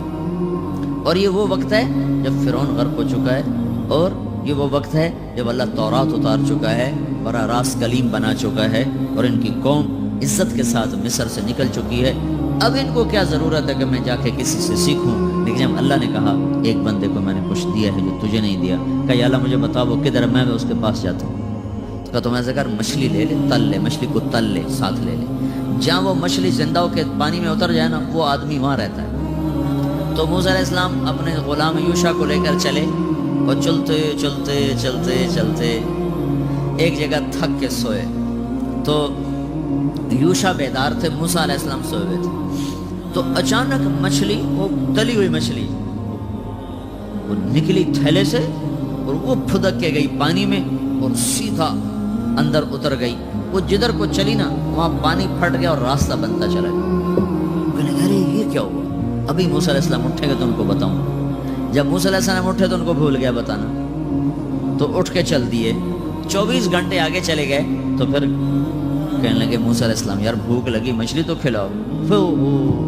وہ جی وہ مچھلی تو وہاں زندہ ہو کے دریا میں اتر گئی تھی. اللہ کے بندے وہی تو ہماری جگہ تھی, وہاں ہم نے جانا تھا. فرتد علی آثارہما قصصا, وہاں سے واپس آئے. بھوک لگی تھی, 24 घंटे वापस आए, तो भूख पे 24 घंटे गुजर गए, आगे गए ना। खदर अलैहिस्सलाम ऐसे सोए थे, चादर ऊपर लेकर, इन्होंने कहा अस्सलाम वालेकुम। तो खदर अलैहिस्सलाम ने जवाब देने की बजाय ना बड़े सख्त लहजे में कहा, कौन आ गया मुझे सलाम करने? तुम अपनी नफ्सियात सोचो, अगर तुम मुझे सलाम करो, मैं तू कौन है मैंने सलाम करने वाला, तो तुम्हारी क्या कैफियत होगी? कितना तुम्हारे अंदर नफरत आएगी, तुम्हारी सारी अकीदत हवा हो जाएगी। देख लिया मौलवी ने तो सलाम करने का तरीका नहीं। तो एक आदमी इतना बड़ा नबी है कि अल्लाह उससे हम कलाम होता है, तौरात पहली किताब उसके ऊपर उतारी गई है, और आगे वो कह रहा है वो तो है कौन मैंने सलाम करने वाला, और चादर सर से नहीं उतारी वैसे। तो अगर उन्होंने आजिज़ी से, जी मैं मूसा हूं, तो सर के ऊपर ही चादर है। कौन सा मूसा? बनी इसराइल वाला? हाँ जी बनी इसराइल वाला। फिर चादर उतारी, हाँ क्या करने आए हो? कहा जी मुझे दाखिला लेना है, टेक्सटाइल कॉलेज में दाखिला लेना है। हल अत्तबिउका अला अन तुअल्लिमनी मिम्मा उल्लिमत रुश्दा, मैं आपकी शागिर्दी में आना चाहता हूँ, ना कोई डिग्री चाहता हूँ, ना कोई तनख्वाह चाहता हूँ, ना इस डिग्री पर कोई नौकरी चाहता हूँ, बस जो इल्म अल्लाह ने आपको दिया ना वो। और कहा तुअल्लिमनी होना चाहिए, अला तुअल्लिमनी।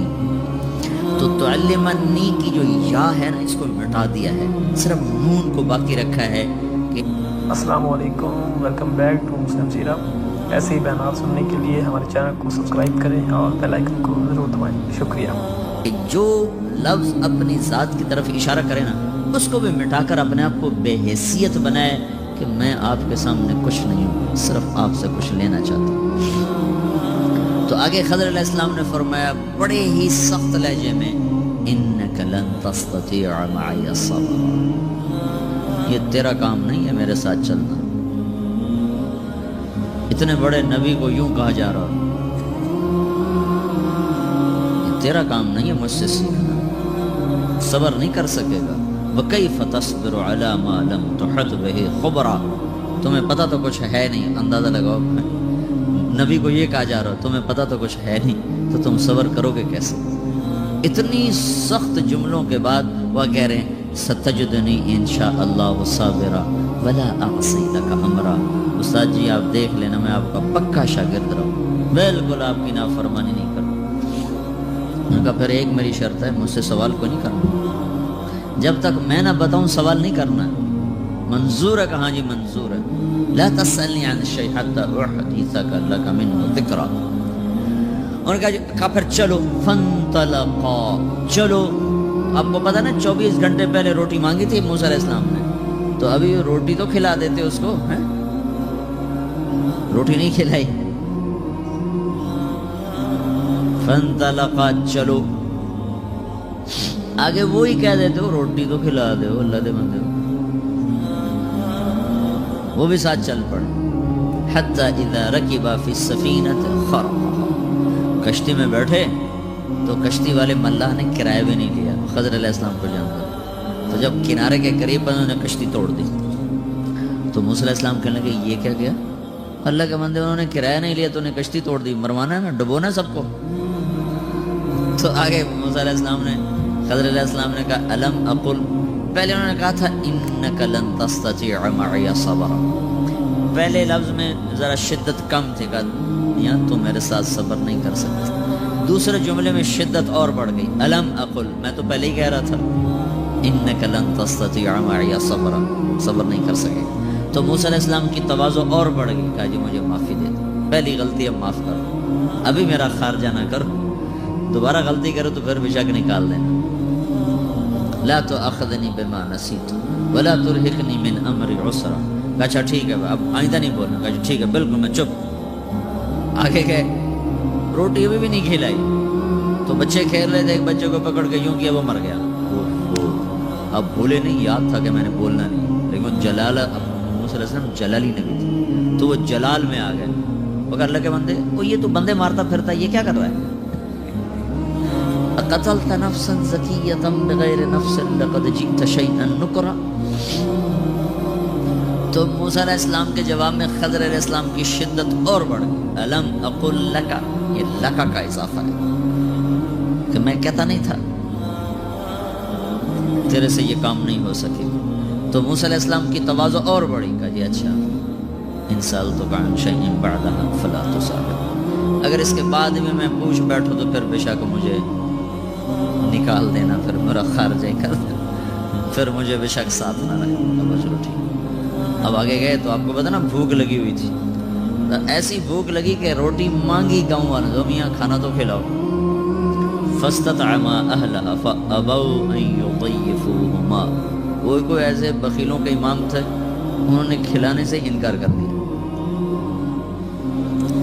تو جب وہاں سے باہر نکلے تو ایک دیوار یوں ہو کوئی کھڑی تھی ایسی. تو خضر علیہ السلام نے گزرتے گزرتے اس کو ہاتھ مارا، صرف یوں ہاتھ کیا تو اسے سیدھی ہو گئی، یہاں پھر نہ رہ سکے. کہنے لگے وہ روٹی نہیں کھوا رہے تو کداں ٹھیک کی تھی جا. لو شئت لاتخذت علیہ اجرا، اور کم از کم اس کی مزدوری تو لے کہ اس کی ہم روٹی کھا سکیں. تو خضر علیہ السلام نے کہا ھذا فراق بینی و بینک، اب تیری میری جدائی کا وقت آ گیا ہے. اب لہجے میں نرمی آنا شروع ہو گئی. پہلے سختی تھی، انک لن تستطیع الم اقل، اور الم اقل لک. اور جب فراق تو سأنبئک بتأویل ما لم تستطع، یہاں لفظ کو چھوٹا کر دیا، وہاں تستطیع یہاں تستطع یا اڑا دی، نرمی آ رہی. میں اب تمہیں بتاتا ہوں، کشتی اس لیے توڑی، بچہ اس لیے مارا، اور دیوار کو اس لیے ٹھیک کی. سارے کام میں نے اللہ کے امر سے کیا، خود نہیں کیے. اللہ کا امر تھا، میں کرتا کیا کرتا گیا. وما فعلته عن امری، جو کچھ کیا میں نے خود نہیں کیا. ذالک تأویل ما لم تستطع، یہاں ایک لفظ اور اڑا دیا. یہ سب کچھ میں تمہیں جو بتا رہا ہوں یہ اس چیز کا قصہ ہے جو تم سہ نہ سکے. یہاں تا کو بھی اڑا دیا، اور لفظ میں نرمی آتی گئی، لہجے میں نرمی آتی گئی. جب جدا ہونے لگے نا تو کہنے لگے موسیٰ ایک بات تو بتاؤ. کیا؟ کہنے لگے مجھے تو نے تانا دیا کہ کشتی توڑ کے ہمیں ڈبونا چاہتے تھے، تیری ماں نے تجھے صندوق میں بہایا تھا تو وہ بھی تمہیں ڈبونا چاہتی تھی. کہنے لگے نہیں، کہ وہ بھی اللہ کا امر تھا، یہ بھی اللہ کا امر. کہ مجھے تو نے تانا دیا کہ میں نے بچہ مار دیا، تو نے تو ٹھیک ٹھاک ثابت مصری مار دیا تھا. ایک مصری مار، موسیٰ علیہ السلام لڑ رہے تھے دو، ایک ان کی قوم کا ایک مصر والا مصری، تو موسیٰ علیہ السلام نے مارا مکہ تو وہ مر گیا. فوکزہ موسیٰ فقضى علیہ، مر گیا. وہاں سے موسیٰ علیہ السلام بھاگ کر پھر آئے تھے مدین کی طرف. تو کہا وہ جو تیرے ہاتھوں مر گیا تھا وہ کیا تھا؟ جس سے وہ اللہ کی تقدیر، یہ بھی اللہ کی تقدیر. پھر کہنے لگے مجھے تو نے تانا دیا کہ میں دیوار بنا دی اور میں نے مزدوری کوئی نہ لی. تو جب وہاں پہنچا تھا مدین اور شعیب علیہ السلام کی بیٹیاں پانی اپنی بکریوں کو پلانے کے انتظار میں کھڑی تھی، تو نے سب کو پیچھے ہٹا کر ان کو پانی پلایا، بکریوں کو.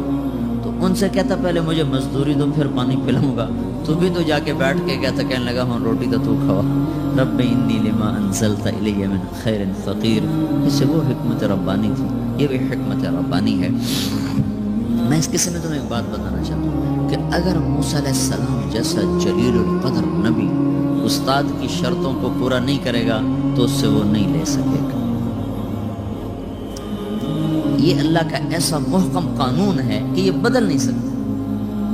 موسیٰ علیہ السلام کے مقابلے میں خضر علیہ السلام کی کوئی حیثیت نہیں. کلیم اللہ ہے. 5 بڑے رسولوں میں موسیٰ علیہ السلام، نوح علیہ السلام، ابراہیم علیہ السلام، موسیٰ علیہ السلام، عیسیٰ علیہ السلام اور حضرت محمد صلی اللہ تعالی علیہ وسلم، یہ 5 بڑے رسول. تو اس میں تیسرے نمبر پر موسیٰ علیہ السلام کھڑے. لیکن اگر وہ خضر علیہ السلام کی شرائط کو پورا نہیں کر رہے ہیں تو خضر علیہ السلام کو جو اللہ نے دیا ہے وہ موسیٰ علیہ السلام کو نہیں ملا. ایک دفعہ ہمارے نبی نے فرمایا کاش موسیٰ علیہ السلام صبر کر لیتے تو ہمیں کتنی عجیب و غریب باتیں معلوم ہوتی خضر اور موسیٰ کے قصے سے. تو اگر تمہیں کوئی بھی علم سے کوئی علم تمہیں چاہیے، جس سے سیکھنا ہے نا اس کی قدر کرنی پڑے گی. یہ ایک کہاوت ہے کہ تانبے کو سونا بنا لیتے ہیں، ایک کہاوت ہے. یہ ایسا ہوتا نہیں ہے. لیکن ایک یہ چلا آ رہا ہے کہ تانبے پر ایسا ڈالتے ہیں کوئی کیمیکل کہ وہ سونا بن جاتا ہے، اور اس میں لوگوں نے بڑی رقمیں لٹائی ہیں. ہے یہ ایسی کہاوت. اس پر مولانا روم نے ایک قصہ نقل کیا ہے سبق کے کہ ایک جوگی تھا جس کو سونا بنانا آتا تھا. تو بادشاہ کو پتہ چلا کہ یہ سونا بنانا جانتا ہے, تو اس نے اس کو بلوایا, کہا مجھے سونا بنانا سکھاؤ. کہا جی مجھے تو آتا نہیں. تو اس کو اس نے بڑا لالچ دیا, انہوں نے کہا جی مجھے تو آتا نہیں. پھر اس نے اس کی خوب ٹھکائی کروائی, کہا جی مجھے تو آتا نہیں. تو اس نے اس کو چھوڑ دیا. پھر اور کچھ دنوں کے بعد بھیس بدل کے نا اس کے جھونپڑے پر پہنچ گئے. کہنے لگا جی مجھے تو بس آپ کی عقیدت اور محبت کھینچ کر لائی ہے, میں آپ کی نوکری کرنا چاہتا ہوں. اس نے کہا میاں میں غریب درویش آدمی, میری کیا نوکری کرو, بس آپ کے کپڑے دھوؤں گا, روٹی پکاؤں گا, میں آپ کے ساتھ رہوں گا. تو اس نے ساتھ رہنا شروع کیا, خدمت شروع کی. 4 مہینے گزر گئے. تو ایک دن وہ جوگی کہنے لگا مجھے سونا بنانا بھی آتا ہے. وہ بادشاہ کہنا مجھے نہیں چاہیے سونا بنا, مجھے بس تمہیں چاہیے. میں نے کہا نہیں, تم نے مجھے خوش کیا, بادشاہ نے مجھے بڑے لتر مارے, میں نے اس کو نہیں سکھایا, تمہیں سکھاؤں گا, تمہیں سکھاؤں. بادشاہ نے بڑی پٹائی کی پر اس کو میں نے نہیں بتایا, تمہیں ضرور بتاؤں. تو وہ اس کو لے گیا اور وہ جڑی بوٹیاں نکال کر یہ بھی سونا بنا. ٹھیک. اگلے دن بادشاہ غائب ہو گئے اور اس کو پکڑوا لیا دوبارہ. پکڑوا کے سامنے لایا تو کہنے لگا مجھے پہچانتے ہو. تھوڑی دیر تو دیکھتا رہا, پھر پہچان گیا. وہ شاہی لباس, وہاں نوکروں کا لباس, تو تھوڑی دیر تو لگی, پھر پہچان گیا. تو وہ ایسے کانپنے لگا. کہنے لگا مجھے پہچان لیا. کہا جی پہچان لیا. تو پھر میں نے سیکھا کہ نہیں سیکھا. تو کہنے لگا تو خدمت سے ہی سیکھا ہے نا, جوتے مار کے تو نہیں سیکھا ہے, خدمت سے ہی سیکھا ہے. تو اس وقت ہمارے کالجز میں استاد شاگرد والا قصہ ہی ختم ہو گیا. اور کچھ جان بہن کی بات ہے, چونکہ ہر طرف کمائی ہی کمائی کا ذہن بن گیا ہے, لیکن اپنے ادب کو ساتھ رکھو. میں سینٹرل ماڈل اسکول سے میں نے میٹرک کیا 69. میں 8ویں میں پڑھتا تھا. تو ہمارے دینیات کے استاد تھے نذیر صاحب, انہوں نے مجھے بلوایا. وہ کلہ باندھتے تھے, بہت بڑا کلہ تھا. تو ان کے پاس ہمارے اردو کے ٹیچر بیٹھے تھے عاصم صاحب. تو وہ وہاں پرچے چیک کر رہے تھے اس وقت. جب میں پہنچا ہوں تو وہ فٹ بال کا میچ کا آنکھوں دیکھا حال, کسی لڑکے کا یہ پیپر یہ سوال نہ ہو, چیک کر رہے تھے. تو میرے پہنچتے ہی انہوں نے فٹ بال کو ہٹ لگائی. تو ہٹ کے لفظ کو انہوں نے ایسے گول دائرے میں غلطی بنائی ہوئی تھی. تو نذیر صاحب کہہ رہے تھے کہ یہ کیا غلطی آپ نے پکڑی ہے. تو عاصم صاحب کہہ رہے تھے یہ اردو کا پرچہ ہے, انگریزی کا پرچہ نہیں ہے. اس نے لکھا ہے ہٹ لگائی, اسے لکھنا تھا ٹھوکر لگائی. یہ دونوں استادوں کے آپس میں گفتگو ہو رہی. تو میں وہاں کھڑا یہ دونوں کی بات سن رہا. تو پھر عاصم صاحب نذیر صاحب سے کہنے لگے, اپنا نذیر صاحب وہ فلاں بچہ آیا تھا میرے پاس کہ جی میں نے آپ کے پاس ٹیوشن پڑھنی ہے تو مجھے کوئی ٹائم دے دیا. تو میں نے اسے کہا بیٹا حکومت جو مجھے تنخواہ دیتی ہے نا, میرا اس میں بخوبی گزارا ہو جاتا ہے, تو میں اپنے علم کو بیچا نہیں کرتا. تمہیں جب ضرورت ہو آ جایا کروں, تو میں ویسے ہی پڑھا دیا کروں. تو ایسے استاد تو سبحان, وہ جہاں سے گزر جاتے تھے نا تو ہماری روح فنا ہو جاتی تھی, ایسی ان کی ہیبت. وہ تھے یو پی کے, تو وہ پاجامہ پہنتے تھے اور اوپر وہ گرمیاں سردیاں وہ اچکن نہیں پہنتے تھے. پتہ نہیں وہ اچکن کو برداشت کیسے کرتے تھے. اور یہاں گلے میں ان کے مفلر ہوتا تھا. اور اتنے شفیق, اتنے مہربان, اتنی محبت اور اتنی ہیبت, دونوں چیزیں ان کے ساتھ ساتھ چلتی کہ ہیبت بھی تھی, محبت بھی تھی. اور اس کے پیچھے وجہ یہ تھی کہ یہ میں نے اپنے کانوں سے یہ سارا یہ میں آپ کو بتا رہا ہوں 1967 کی بات میں آپ کو بتا رہا ہوں, نہیں کتنے سال پہلے. السلام علیکم, ویلکم بیک ٹو مسلم سیرہ. ایسے ہی بیانات سننے کے لیے ہمارے چینل کو سبسکرائب کریں اور بیل آئکن کو ضرور دبائیں. شکریہ. 40 سال پہلے میں آپ کو بتا رہا ہوں جو دونوں کا مکالمہ ہو رہا ہے, اور وہ سارا میں نے سنا ہے اور وہ میرے تختی پر نقش ہو گیا ہے. اور میں کبھی کبھی یہاں ٹیچرز میں بات ہوتی تو ان کو یہ میں قصہ سناتا ہوں کہ یہ میں نے اپنی آنکھوں سے دیکھے ہیں ایسے استاد. تو لیکن اگر میرا استاد ایسا نہیں ہے تو بھی جس سے اب میرے عزیزوں پڑھو نا اس کا ادب, تو اللہ تمہارے علم کو بھاگ لگائے گا اور تمہیں قوم کے لیے نفع بخش بنائے گا. ہم صرف اتنا نہیں تمہیں کہنے آئے کہ بھئی تم تبلیغ کرو, یہ دین پورا مکمل دین ہے. اپنی دنیا کو بھی دیکھو، اپنے دین کو بھی دیکھو. کسی ایک میں بھی جھول آئے گا تو ہماری گاڑی کا سفر ادھورا رہ جائے، ہم منزل تک نہیں پہنچ سکتے. چاروں طرف زوال ہی زوال ہے. مت کرو اس کو. اس لیے نہ پڑھو کہ میں نے کمائی کرنی، اس لیے پڑھو کہ میں نے اس سے اپنے قوم کی خدمت کرنی، میں نے اس کو اس سطح تک پہنچانا ہے کہ یہ قوم اپنے پاؤں پر کھڑے ہو سکے. اور اس کے ساتھ جب تم اللہ کی بارگاہ میں سجدوں سے اس کو راضی کرو اور اس کو آگے رو رو کے مانگو گے تو اللہ تعالیٰ تمہیں راہیں بھی سجائے گا، راستے بھی بتائے گا، موقع موقع پر تمہاری راہبری فرمائے گا. ایک دوسرے کو گالی نکالنے سے بچو. جب کوئی قوم گالی نکالتی ہے تو اللہ کی نظروں سے گر جاتی ہے. اللہ کے نبی نے فرمایا وَإِذَا تَصَابَتْ أُمَّتِي سَقَطَتْ مِنْ عَيْنِ اللَّهِ. جب کوئی قوم گالیاں، جب میری امت گالیاں نکالیں گے تو اللہ کی نظروں سے گر جائے گی. اور میں تمہیں بتا رہا ہوں کہ بیت اللہ کو توڑ دینا چھوٹا جرم ہے، اور کسی مسلمان کو ماں، بیٹی، بہن کی گالی دینا یہ بڑا جرم ہے.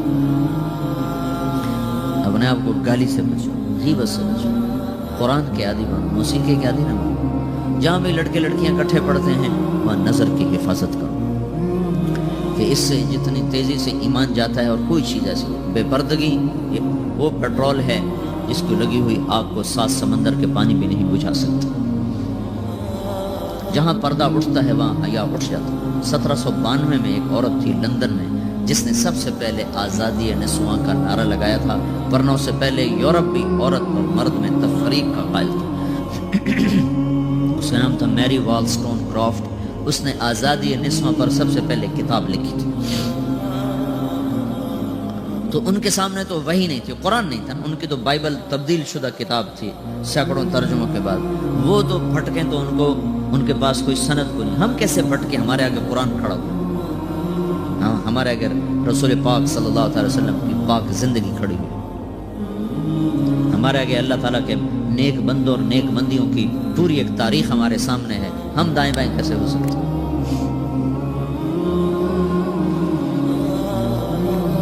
تو چونکہ ہم ایک فریب کا شکار ہو چکے ہیں، اس کا تو ہمارے پاس کوئی توڑ نہیں ہے. لیکن اتنا تو ہے کہ بھائی تم اپنی نظروں کو جھکا کے رہو اور اپنی نظر پہ پابندی رکھو کہ یہ غلط نہ اٹھے. کہ میرا اللہ قرآن میں کہتا ہے یعلم خائنۃ الاعین. جب تیری نظر غلط دیکھتی ہے تو یاد رکھ میں دیکھ رہا ہوں، تم مجھ سے چھپ کے نہیں دیکھ سکتی. وما تخفی الصدور. اور تمہارے دل میں آنے والے غلط چیزوں کو میں پڑھتا ہوں. پھر اس طرح میڈیا کی یلغار ہے اور فحش فلمیں اور فحش سیڈیز اور فحش پروگرامز. یہ ایک سوچی سمجھی سازش ہے میرے عزیزو ہماری نسل کو برباد کرنے کی. یہ تمہاری دشمنی ہو رہی، اس سے ٹکر لو. اپنے آپ کو مناؤ کہ نہیں، ہم بے حیا نہیں ہیں، ہم فحش نہیں ہیں، ہماری نظر پاک ہے، ہم ان چیزوں کو دیکھنے کے روادار نہیں ہیں. ایک عرب سردار اپنے جہاد میں، یہ پہلی صدی کا واقعہ، 80-90 ہجری میں وہ گرفتار ہوئے ہیں اور ان کے ساتھ 10 ساتھی تھے، ان کو قتل کر دیا گیا. یہ ہیں حبیب، ان کا نام ہے حبیب. تو یہ بڑے اونچے لمبے نوجوان تھے.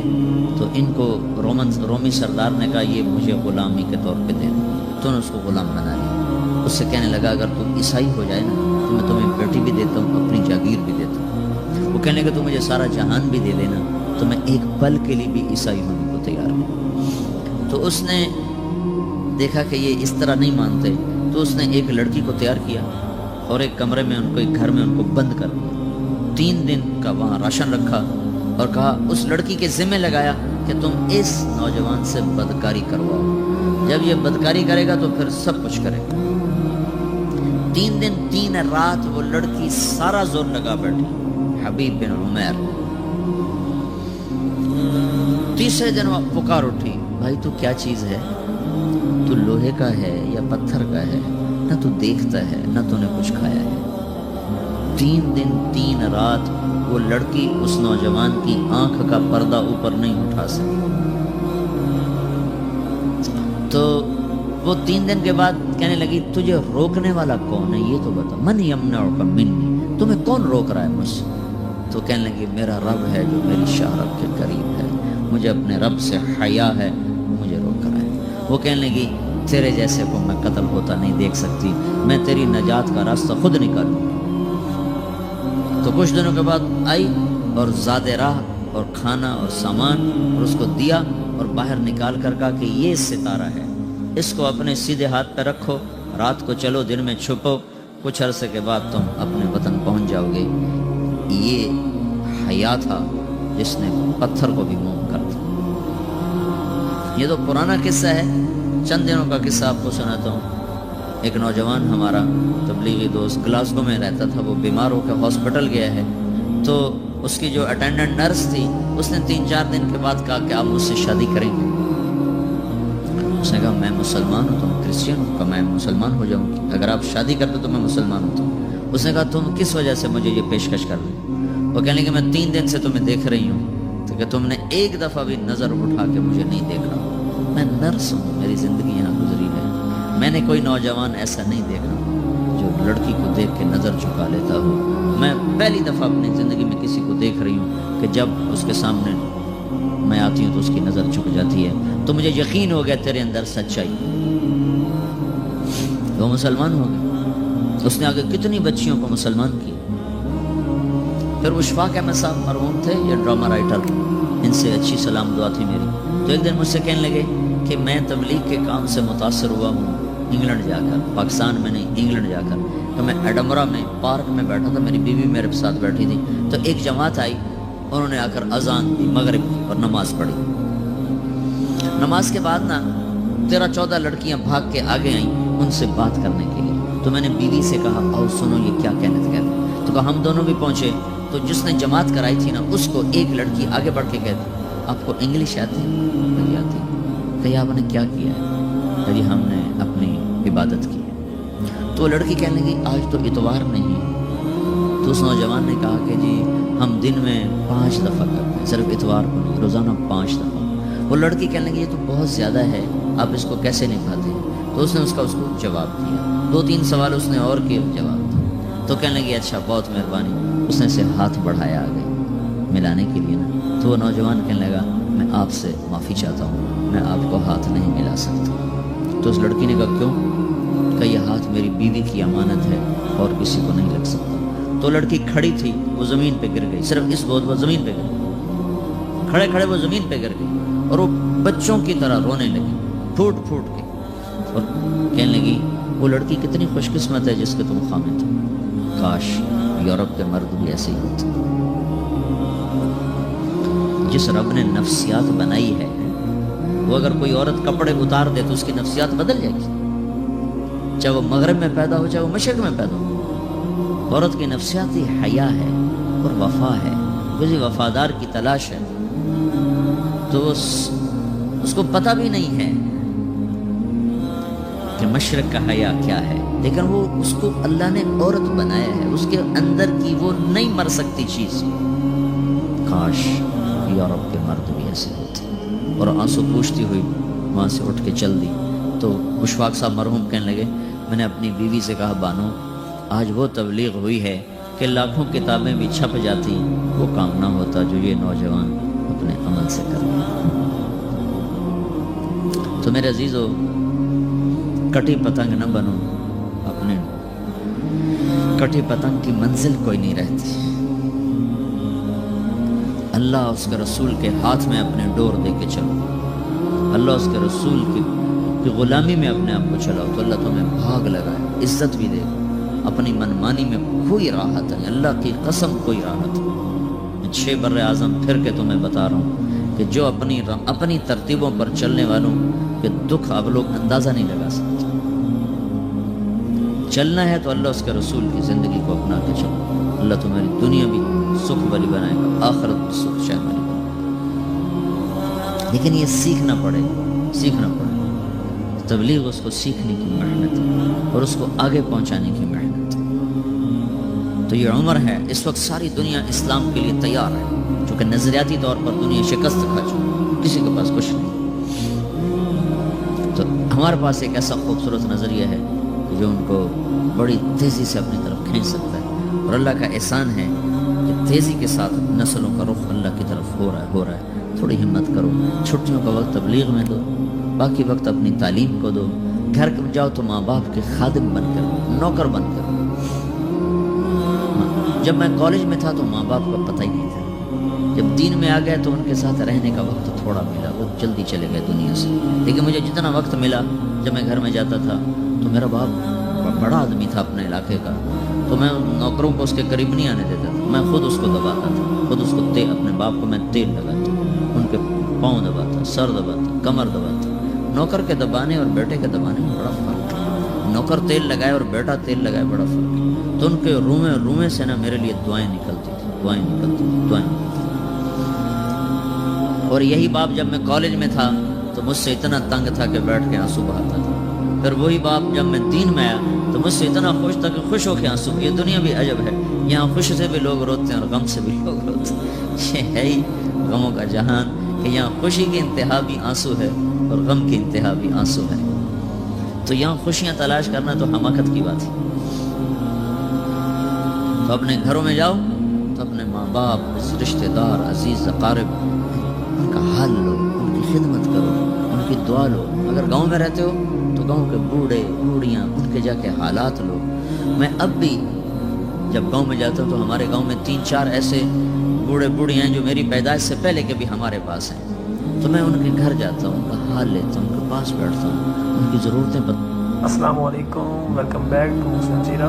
ایسے ہی بیانات سننے کے لیے ہمارے چینل کو سبسکرائب کریں اور بیل آئکن کو ضرور دبائیں۔ شکریہ۔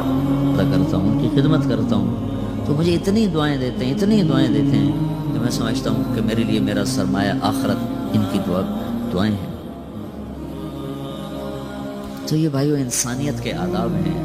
صرف ڈگری لے لینا کون سے مکڑی نے تم سے پہلے سے ڈگری لی، اگر تم نے ڈگری ہی لینی ہے اور کوئی انسانیت کے اصول نہیں سیکھنے تو جاؤ مکڑی کے جالوں کو دیکھو، تم سے اچھی ٹیکسٹائل انجینئر ہے، بے خطا قسم کی ٹیکسٹائل ہے۔ تو اللہ سے مانگو اور اس کے لیے محنت کرو، سارے ہاسٹل کی فضا بناؤ، کوئی نوجوان بے نمازی نہ رہے اور موسیقی کی فضا نہ رہے، پیار محبت سے محنت خوشامد کرو، یہ زبردستی کا کام نہیں ہے۔ تو اللہ کے فضل و کرم سے تم سارے پاکستان کے لیے ایک مثالی یونیورسٹی بن سکتے ہو، مثالی ادارہ بن سکتے ہو۔ تو نیت کرتے ہوئے سارے تو اب بولو بھائی کون تیار ہے، چھٹیوں میں کون وقت کتنا دے گا۔ جیسے جسم کو ہر وقت ہم غذا پہنچاتے رہتے ہیں، کبھی کھانے کی شکل میں، پینے کی شکل میں، پھر اس کی راحت کے لیے اس کو سلاتے ہیں، پھر اس کی صفائی کے لیے اس کو نہلاتے ہیں، تب جا کر وہ ہمارے کام آتا ہے۔ اگر ان میں سے یہ چیزیں ہم چھوڑ دیں تو ہمارا جسم خود ہمارے خلاف بغاوت کر دے گا، بیمار ہو جائے گا۔ روح کو مختلف اوقات میں مختلف غذا کی ضرورت ہوتی ہے، کبھی یہ سجدے کی طلب ہوتی ہے، کبھی اس کو قرآن کی طلب ہوتی ہے، کبھی اس کو اللہ کے ذکر کی طلب ہوتی ہے، کبھی اس کو راتوں کو اٹھنے کی طلب ہوتی ہے۔ اس کے مختلف شکلوں میں روح کے بھی تقاضے ہیں۔ تو فرائض اس کی سب سے بڑی ضرورت ہے۔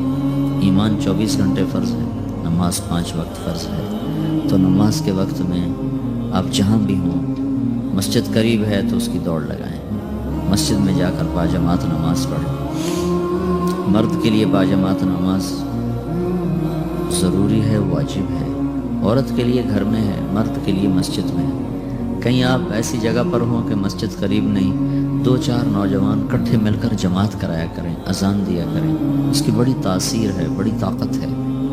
ایک پادری آیا تھا 1978 میں مسلمان ہو کر، میں اس وقت رائمنڈ مدرسے میں پڑھتا تھا، فرانس سے آیا تھا اور رہتا تھا پیرس میں رہتا تھا، اور اس وقت وہ کوئی 80 برس کے قریب اس کی عمر تھی۔ زندگی کے آخری ایام میں اللہ نے اس کو ایمان دیا تھا، لمبا قد تھا اس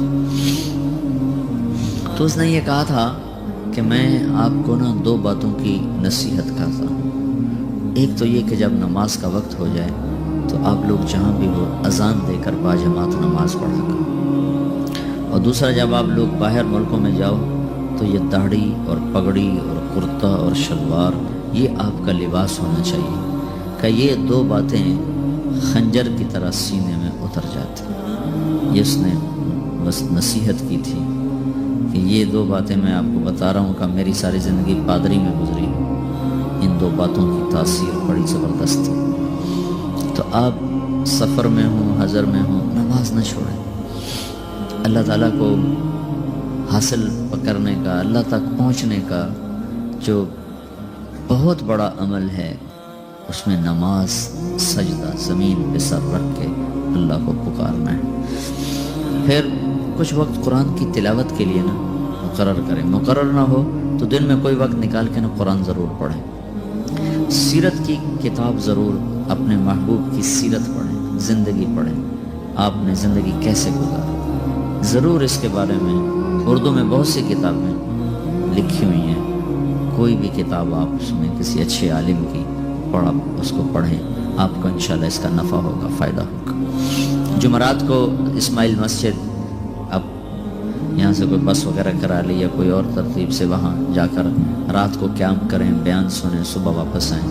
کوئی تقاضا ہو جلدی کا تو رات کو ہی واپس آ جائیں. اور چھٹیوں کو کوئی ترتیب بن جائے تو 3 دن مہینے میں لگتے رہیں. اپنی مسجد کا گشت اور مسجد کی تعلیم، یہ انشاءاللہ آپ کے اندر دین کا ذوق اور شوق بیدار کرنے والی چیز. اور آپس میں گالی گلوچ، غیبت، چغلی، شکایت، جھوٹ، ان چیزوں سے اپنے آپ کو بچا کر چلیں. اٹھتے بیٹھتے اللہ کے ذکر اور اللہ کی دعا کی عادت ڈالیں. اللہ کو بہت پسند ہے کہ اس سے مانگا جائے. یہ واحد بادشاہ ہے جس سے مانگو تو خوش ہوتا ہے، نہ مانگو تو ناراض ہو جاتا ہے. دنیا کے بادشاہوں سے مانگو تو وہ ناراض ہو جاتے ہیں، نہ مانگو تو بڑے مزے میں رہتے ہیں. اللہ وہ شہنشاہ ہے، نہ مانگو تو ناراض ہو جاتا ہے، مانگو تو وہ خوش ہوتا ہے. اور اس کی عادت ڈال لو میرے عزیز. انسان تو ہر وقت مسائل کا شکار رہتا ہی ہے. جب کوئی مسئلہ پیش آئے، ضرورت پیش آئے، تکلیف آ جائے، وضو کرو، نفل پڑھو، اللہ سے دعا کرو اور اس کو مسلسل کرو. تو انشاءاللہ اللہ تعالیٰ جب نماز کے ذریعے سے دروازہ کھولے گا نا، پھر وہ بند نہیں ہوگا. پھر ناممکنات میں بھی اللہ ممکن کی شکلیں پیدا فرمائیں. اور بھائی فیصل آباد کا اجتماع ہو رہا ہے ستمبر میں، تو اس کے لیے آپ اپنے گشتوں کے ذریعے سے علاقے کے لوگوں کو تیار کرو اللہ کی راہ میں نکلنے کے لیے، اجتماع کے لیے. خود بھی اس کی تیاری کرو. 1, 2, 3 ستمبر کو وہ ہو رہا ہے تو اس کے لیے دعا بھی کرو. کیونکہ ہمارا تبلیغ کے بڑے عرصے کے بعد ایک محنت زندہ ہوئی ہے کہ جس کا موضوع یہ ہے کہ میری آخرت بن جائے، آپ کی آخرت بن جائے. اور صرف اس ہی کو موضوع بنا کر پھرنا اور پوری دنیا میں پھیل جانا، یہ صدیوں کے بعد پہلی دفعہ ہو رہا ہے، صدیوں کے.